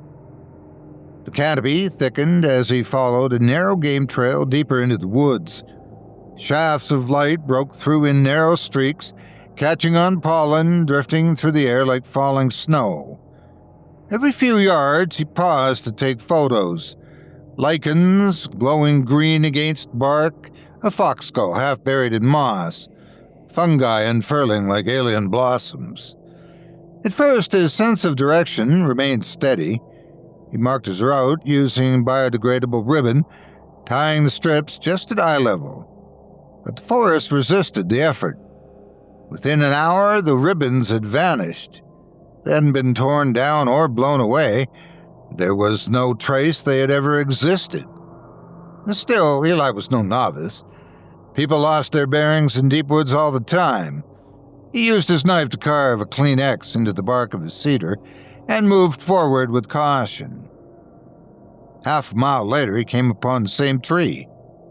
It wasn't just a similar cedar, it was identical. The same shallow gouge in the bark, the same burl shaped like an eye. He turned around instinctively and looked behind him. There was no sign of a trail, no footprints, and no disruption in the undergrowth. The path he thought he had followed had dissolved behind him. His mouth had gone dry. He unhooked his canteen and drank from it, all the while scanning the trees. When he looked back at his watch, it still read 9:12. He tapped the glass. Nothing changed. He held it to his ear and heard no ticking. Muttering a curse under his breath, he pushed onward, trying to convince himself that the battery had died. But something had already shifted inside him. An unease that had begun in his gut now crept into his chest, like a slow frost spreading beneath the skin. He attempted to retrace his steps, but the forest no longer matched his memory. Trees that had seemed ancient appeared young and untouched, their bark smooth and their foliage unnaturally vivid. He passed a shallow pool of water reflecting the sky, only the clouds above it were motionless. The light never shifted, no matter how long he stood there. By the time he reached the edge of the forest, his body was drenched in sweat, and his limbs trembled in exhaustion. Yet the light slanting through the branches remained unchanged. The angle of the sun had not shifted in the slightest. He only noticed the change when he stepped out onto the gravel road. The light turned suddenly cooler, touched now by the edges of dusk. His car still sat where he had left it, but it was no longer intact. The frame buckled inward like a collapsed tent. The tires rotted away. The ivy had grown across the hood, curling through windows and wrapping itself around the steering column. Moss blanketed the seats. The dashboard bore no sign of the recent past. He staggered backward, struggling to make sense of what he was seeing. But the truth confronted him in the form of a sticker on the driver's door. A weathered image of a raven with a cigarette in its beak. The same one he had applied the week before. It was still there, just older now. The image had faded. The corners had curled and cracked from decades of sun exposure. Eli ran a hand through his hair and pulled out his phone. It displayed no signal, no service bars, not even the time. Just a blank void where the numbers should have been. He followed the road on foot for what he seemed to think was an hour, though time had ceased to hold meaning. Eventually, he spotted a gas station up ahead. The signal was sleek and digital, flashing updated fuel prices on a rotating LED board. The building itself gleamed with solar panels and touchscreen kiosks, a far cry from the rustic stations he remembered. A young man in a slate gray uniform stepped outside and looked him over with visible concern. "Everything okay, sir?" Eli hesitated.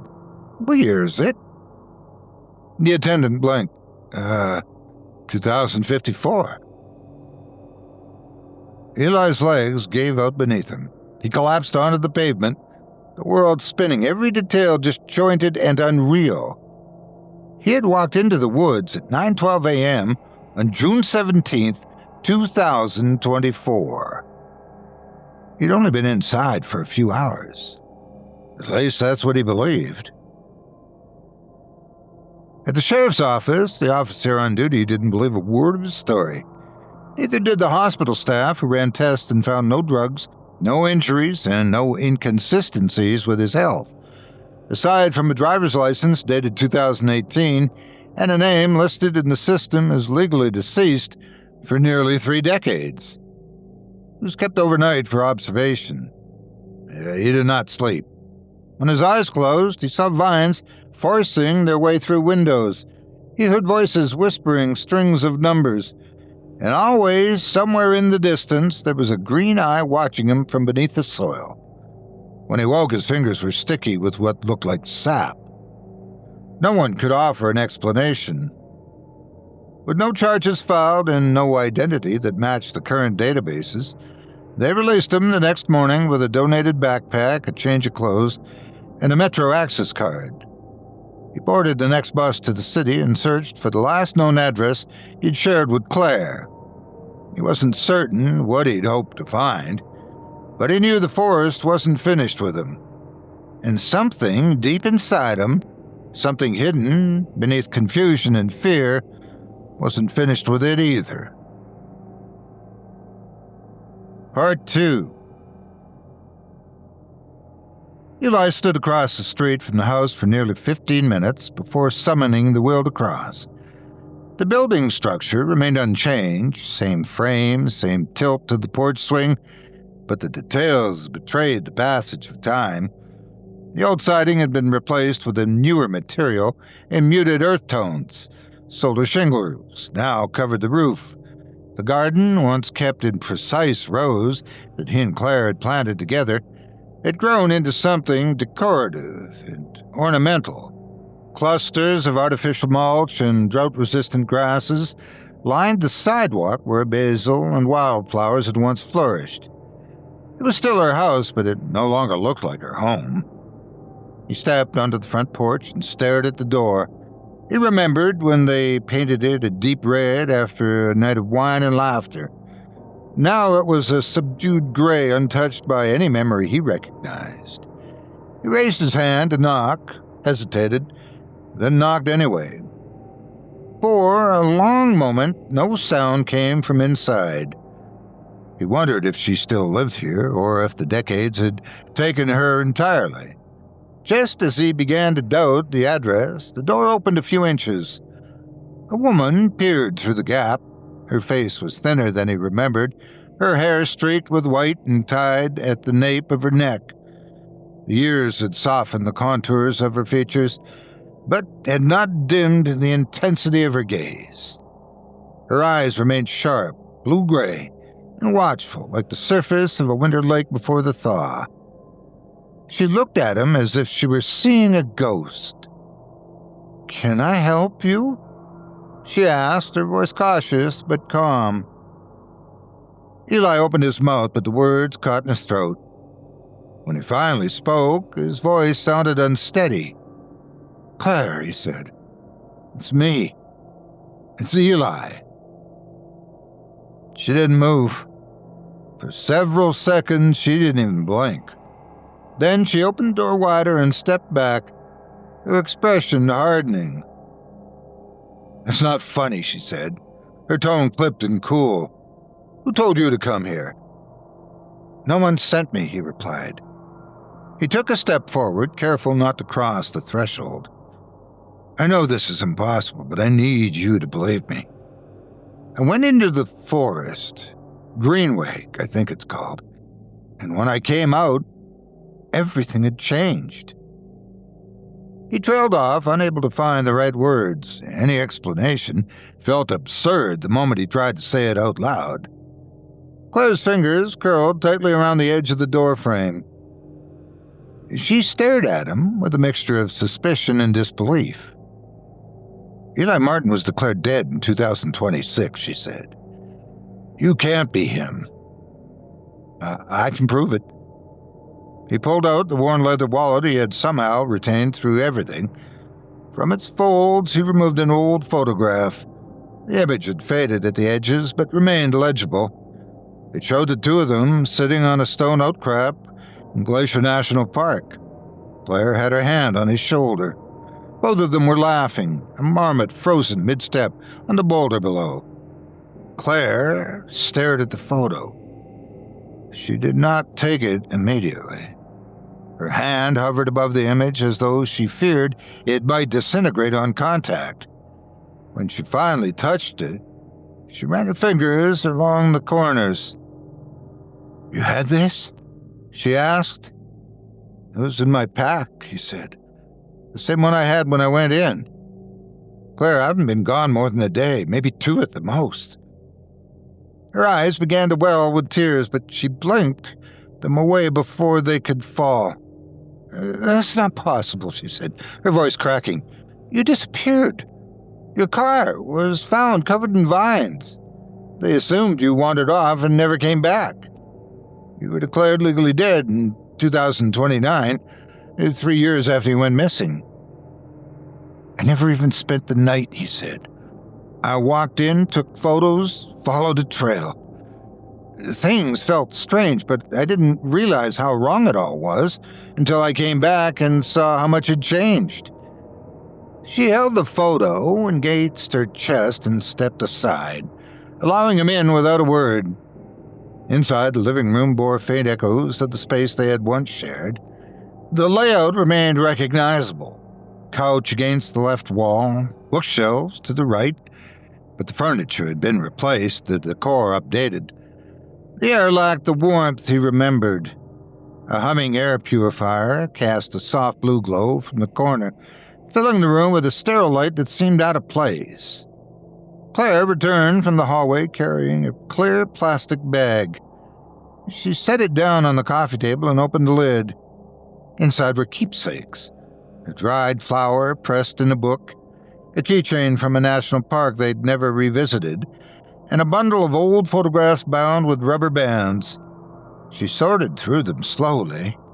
Each image brought subtle changes to her face, memories flickering behind her eyes, too many to name. I kept these long after everyone else let go, she said. I told myself there might be an answer someday. But after 20 years, you stop waiting. You survive instead.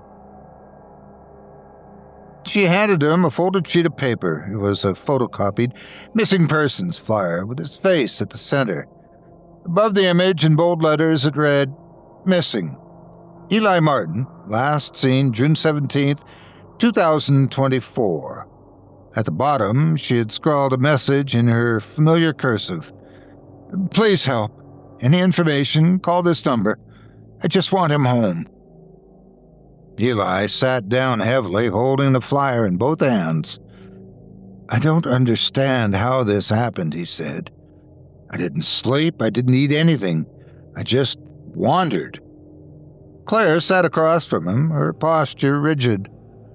Something happened in that forest, she said, and if you knew how many nights I spent trying to figure out what, you wouldn't be so quick to go back. I'm not trying to be reckless, Eli reported, but I need answers.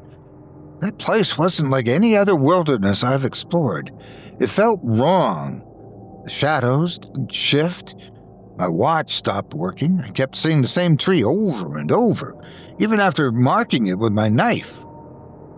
Claire folded her hands and stared at the floor. We've been gone 30 years. You talk about the forest like it's some kind of riddle, but it's not. It's a trap. And if it let you go once, you shouldn't tempt it again. Eli met her gaze. What if it let me go for a reason? What if it's not finished with me? She didn't answer immediately. Instead, she looked toward the window where the light had begun to fade. Her voice, when it came, was quiet but certain. There were others, she said. People who heard the same rumors. Hikers, researchers, thrill-seekers. They went into Greenwake, hoping to map it, to study it. Most never came back. The few who did were changed. Eli leaned forward. What do you mean? One man returned in 2047. He claimed he'd only spent an hour inside, but he couldn't speak properly. He couldn't write.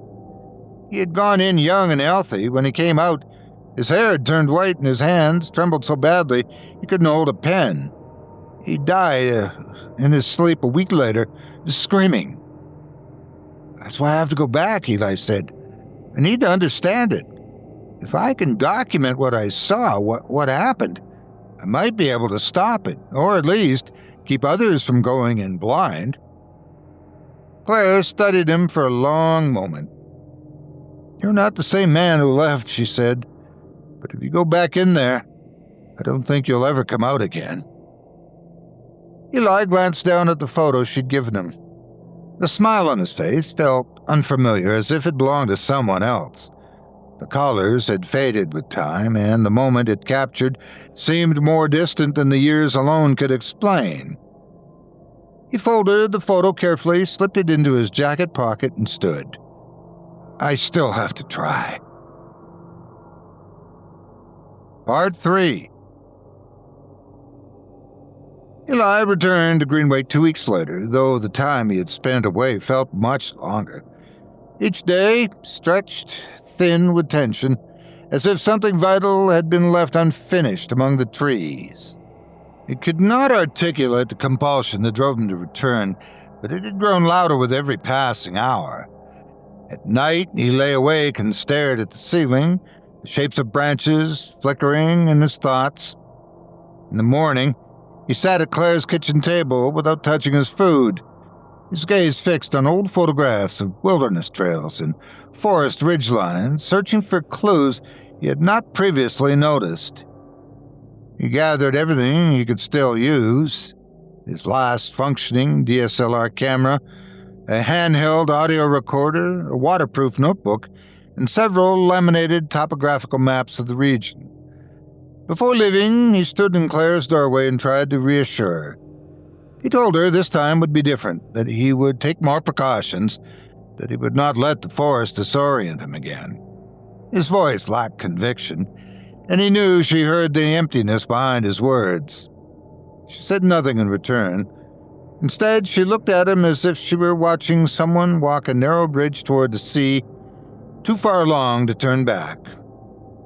By mid-morning, he arrived once more at the unmarked entrance to Greenwake. As he passed beneath the canopy, the temperature dropped abruptly. The change was not limited to air alone. It felt as if the forest operated according to rules that no longer aligned with the outside world. Each step on the moss-carpeted path landed without sound, but Eli sensed something stirring beneath the surface with every footfall, an unseen depth that responded to his presence. Within minutes, the signs of abnormality returned. The sun, which had been high when he entered, remained suspended in the same position. His watch did not tick. The shadows beneath the trees failed to move. They remained frozen, cast in fixed positions. He activated the audio recorder and raised it to his mouth, speaking in a steady voice about what he had observed. When he played it back, the recording sounded distorted. His speech had slowed, the pitch warped as if filtered through water. As he continued along the trail, something shifted in the periphery. A flicker of movement disappeared behind a narrow birch tree. The jacket had been blue, the same shade as the one he wore. He stopped and waited, listening. No sound followed. Then again he caught the shape of a man disappearing through the ferns on his right, just beyond clear sight. He gave chase. His heartbeat quickened, each step accelerating as he closed the distance. The trail wound suddenly into a clearing that did not appear on his map. A figure stood at the center. At first glance, it resembled him. Same height, same frame, and even the same face, though this one appeared more withered. The man's cheeks had been hollowed, and his expression had emptied, as though the thoughts behind his eyes had decayed over time. His clothes were torn and filthy, coated in moss and streaks of soil. He moved in small, repetitive gestures, whispering to himself in a low, ceaseless rhythm that barely resembled speech. Eli stepped closer, careful not to startle him. The man did not react. He turned slowly in place, still murmuring, and then dropped to his knees. With a stick, he began drawing shapes in the damp earth. Spirals, concentric rings, and a tree-like figure whose roots extended upward. His voice, Eli's voice, repeated a single phrase over and over, with subtle variations. She waits, and waits, and waits. But there's no door. No door. No. Eli turned and ran. The image stayed with him as he moved. The lifeless expression, the looping phrase, the sense that what he had witnessed was not an apparition, but a possible outcome. The deeper he traveled, the more the forest unraveled around him. Trails folded in on themselves, landmarks appeared twice, sometimes mirrored, sometimes distorted. A grove of ash trees aligned in perfect symmetry reappeared on his left 10 minutes after it had passed on his right. When he marked a boulder with a shallow slash of his knife, he encountered an identical stone minutes later with the same mark already carved into it. Even sound had lost its linearity. The calls of birds repeated in precise intervals. A voice echoed through the trees, his own, delayed by nearly half a minute. When he turned to listen, the same phrase played again, unaltered. At a fork in the path, he stopped. Both trails appeared identical. He could find no reliable marker to guide him. Then the warden stepped into view. He did not walk into the clearing so much as emerged from a fold in the forest's perspective, as though the trees had parted to reveal it only when they chose to allow it. The creature stood a head taller than Eli, its form vaguely human but built of something far older. Its skin resembled bark, twisted and dark, laced with grooves and cracks. Moss clung to its shoulders and trailed down its arms. Its face bore the faint suggestion of features. The ridge of cheekbones, the hollow where eyes might have rested, and a wide mouth that never fully formed. When it moved, the vines wrapped around its legs whispered against the ground. Eli froze in place, every muscle coiled with uncertainty. The warden tilted its head and then spoke. Boundless, rooted. The tether sways, it said. The voice did not travel through the air, but instead arrived within Eli's mind, low and reverberating. You return. Again. Again. What are you? Eli asked. His voice wavered despite his effort to remain composed. What is this place? The warden did not answer the question directly. It raised one hand, long and gnarled, like the limb of an ancient tree, and pressed it to the trunk beside it. The bark split open with a subtle crackle, revealing a cross-section of tree rings, each pulsing with a dim green light. Within the rings, Eli saw shapes, faces etched in impossible depth, layered so densely they blurred into each other. Each step deepens the memory, the warden said. The forest keeps. The forest learns. What you take, it reclaims. I haven't taken anything, Eli replied. You left, then came again, and again. The warden turned its head slightly, as though studying him from a new angle. You wear the shape, but you have no name. I do have a name, Eli said. My name is Eli Martin. The warden shimmered faintly, its form losing focus for a breath before reconstituting. Not anymore.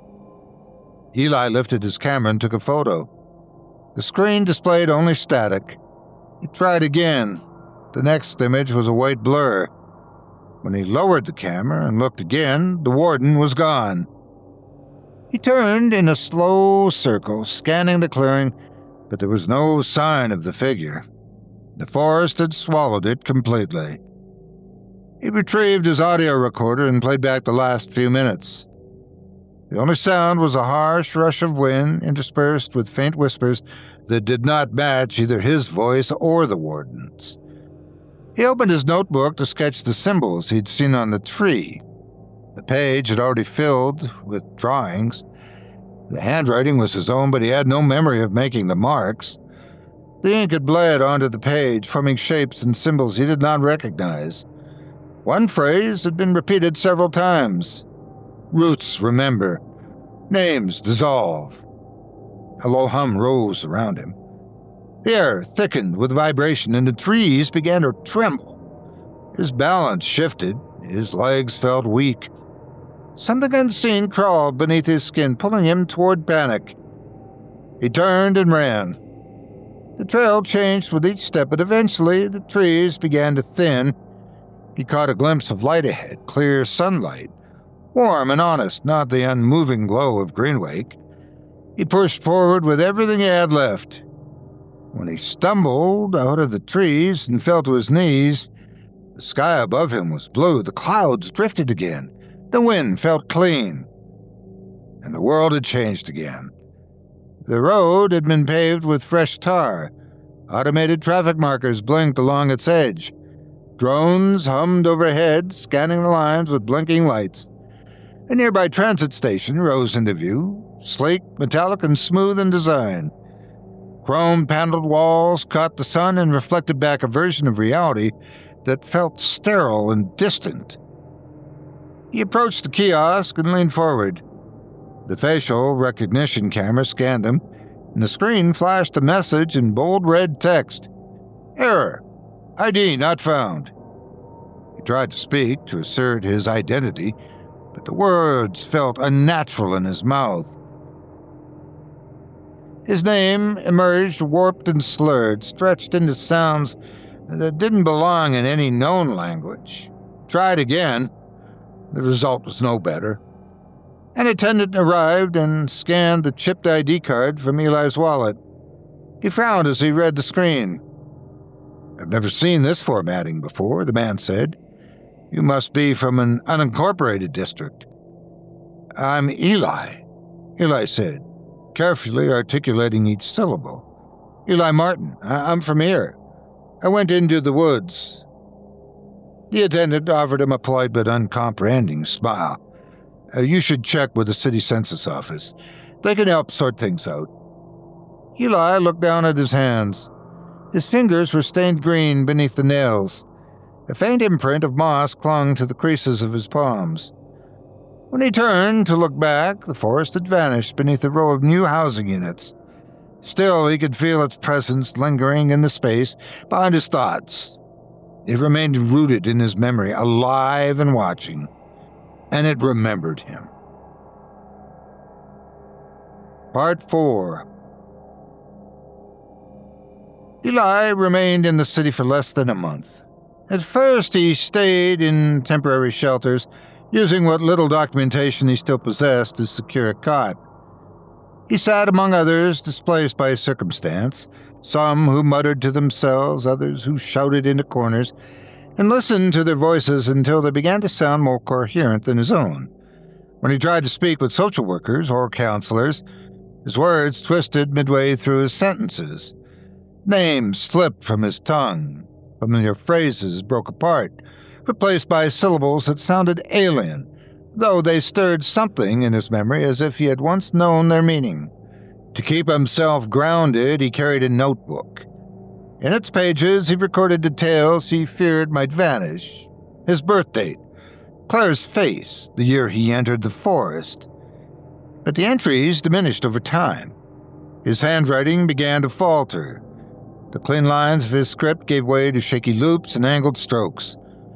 One morning he opened the notebook to find that he had written his name, Eli Martin, dozens of times across 5 consecutive pages.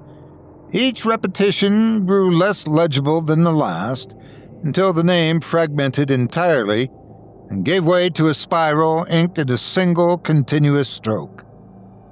Eventually, the shelters turned him away. They cited confusion and communication issues. He began sleeping in public parks, choosing spots near wooded areas where the grass grew untamed. He often pressed his hands into the soil, as if waiting for the earth to speak back. In the months that followed, he returned to Greenwake 6 times. The forest accepted him each time without resistance. However, with every return, it took a little more from him. On his second visit, he forgot how to operate his camera. On the third, he found that he could no longer understand the notes he'd written. By the fourth, coherent thoughts came only when he spoke them aloud, as if sound itself anchored reality. On the fifth, he lost the ability to hold ideas in silence. It was during that 5th return that Claire found him. He appeared on her doorstep without shoes. Dirt clung to his feet and streaked his arms. A thin crust of dry blood lined his fingernails. His eyes were vacant. Beneath the grime, his face still resembled the man she had loved, but the expression he wore was hollow and drifting, as if the person inside had been reduced to echoes. Claire did not speak when she opened the door. She simply stepped aside and let him enter. She guided him to the kitchen and handed him a mug of tea. He drank from it, slowly, holding it with both hands as if he had forgotten what warmth felt like. The mug trembled slightly in his grip. She asked him where he'd been, but he gave no answer. Instead, he made quiet sounds, half-formed syllables, and soft vocalizations that carried no clear meaning. After a while, he reached into the folds of his tattered coat and pressed a single leaf into her hand.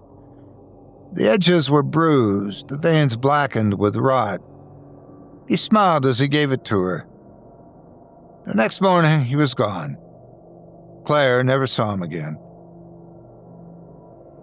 Several months later, her doctor confirmed that the cancer had metastasized. It had reached her spine. There would be no further treatment. She asked the nurse to retrieve her old journals and a cedar box from the top shelf of her closet. Inside the box were photographs. She selected one and placed it on her nightstand. It showed Eli standing on a cliff edge, his camera slung across his chest. He was laughing at something she'd said. She stared at it each evening, holding her gaze steady, willing the image to anchor something inside her that refused to settle.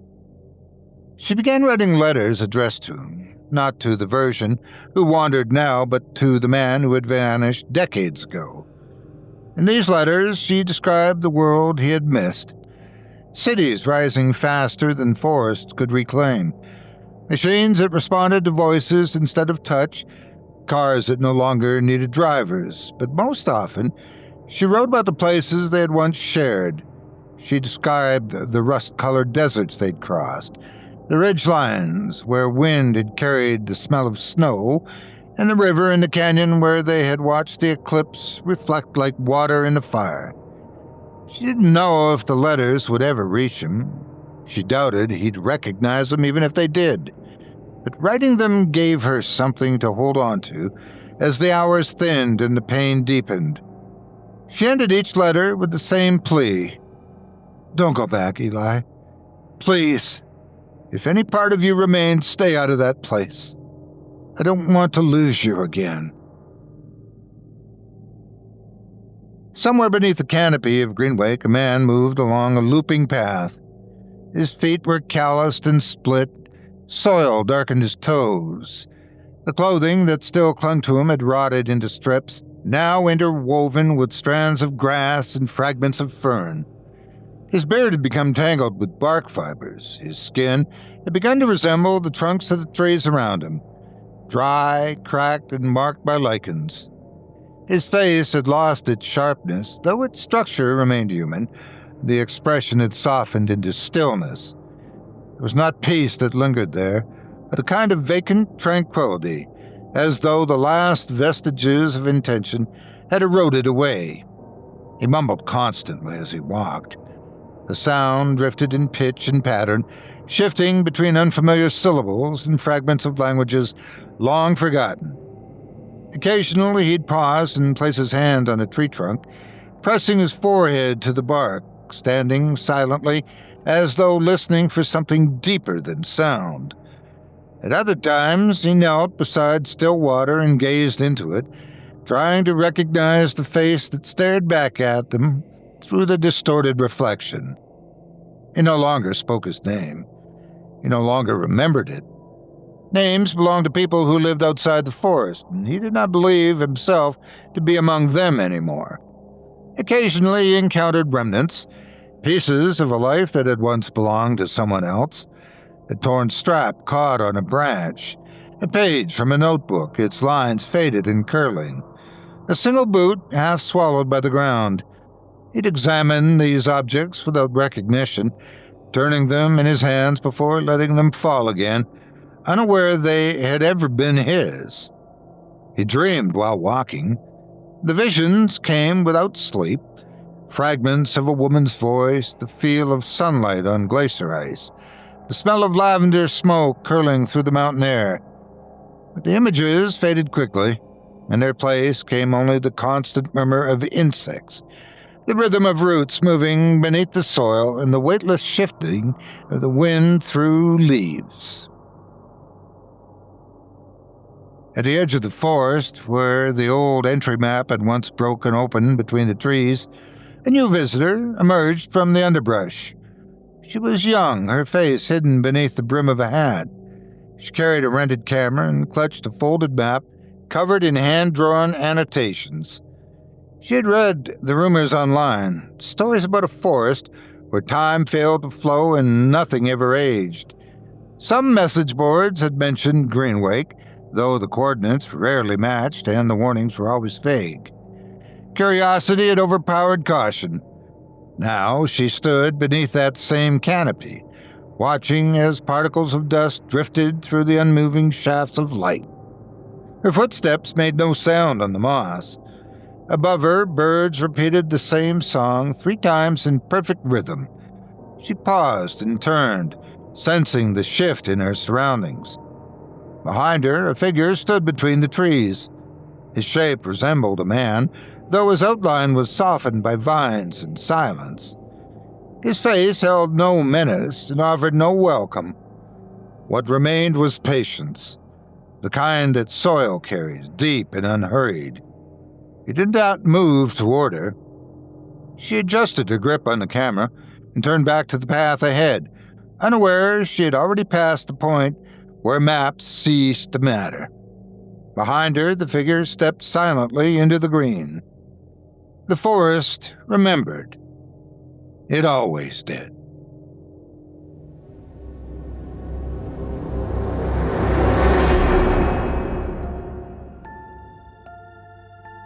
That was Greenwake by E.J. Fenlow, performed by yours truly, Otis Jiry.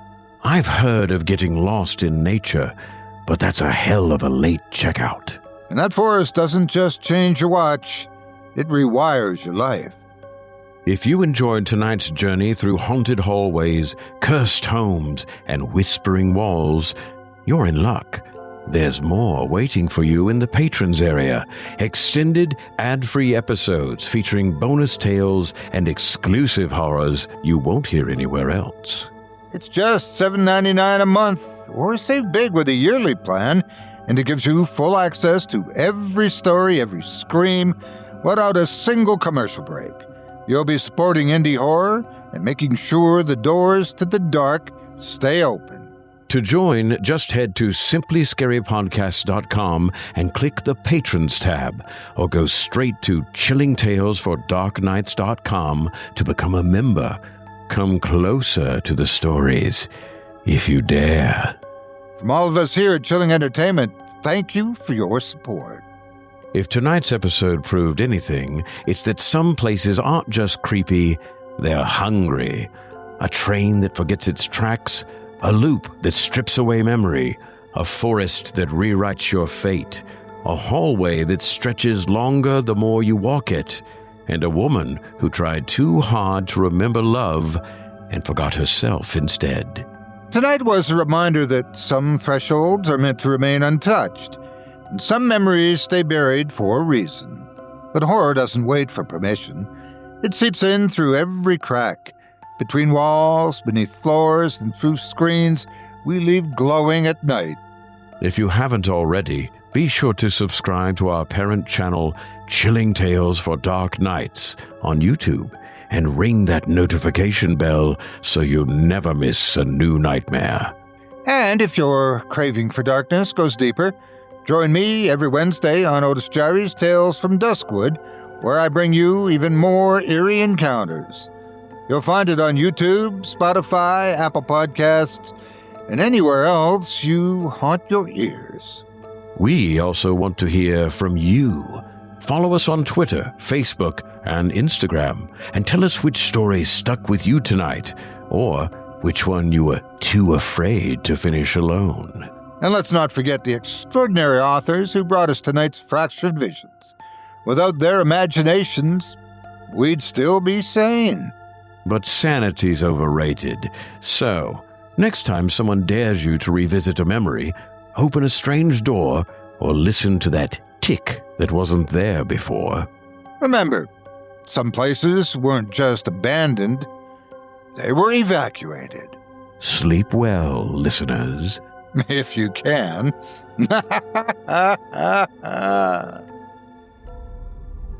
Thanks for listening.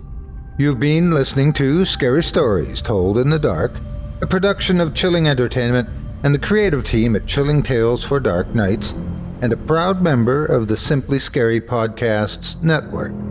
Visit simplyscarypodcast.com today to learn more about our network and our other amazing storytelling programs. Tonight's program was hosted, and its featured stories performed by yours truly, Otis Jiry. Selected stories have been adapted with the kind permission of their respective authors. Original music provided by Luke Hodgkinson and Jesse Cornett. Sound design and final mixing and mastering provided by executive producer and director Craig Groshek. Program's artwork and logo by David Romero. If you're looking for some fresh tales on a daily basis while waiting for the next podcast, check out my YouTube channel, the Otis Jiry channel, and my extensive collection of narrated tales there. Simply search on YouTube by my name, and you'll find me. And don't forget to subscribe and press the bell notification icon to get my latest releases. Got a scary tale of your own that you'd like performed? I take submissions. Email it to me today at otis@simplyscarypodcast.com to have your terrifying tome considered for production in a future episode of this show. That's OTIS@simplyscarypodcast.com. If you've enjoyed what you heard on tonight's program and are joining us on your favorite podcast app, subscribe to us to be sure you never miss an episode, and leave a 5-star review and a comment. Your feedback means a lot to me. You can also follow Chilling Tales for Dark Nights and yours truly on Facebook to connect anytime and get the latest updates on this and other programs and my channel. If you're listening on the Chilling Tales for Dark Nights YouTube channel, do us a favor and hit the subscribe button and the bell notification icon for ctfdn as well to get more spooky tales from me and the crew and another episode of this program each and every Wednesday. And don't forget to hit that thumbs up button to tell us how we're doing and leave a kind word or a request. And don't forget to visit us at chillingtalesfordarknights.com and consider supporting the team by becoming a patron. In addition to helping us out, you'll get exclusive access to our audio archive and ad-free downloads of all your favorite stories, including those you've heard on this program. As for me, I'll be back next Wednesday with more terrifying tales to keep you up all night. But that's all right. Who needs sleep anyway?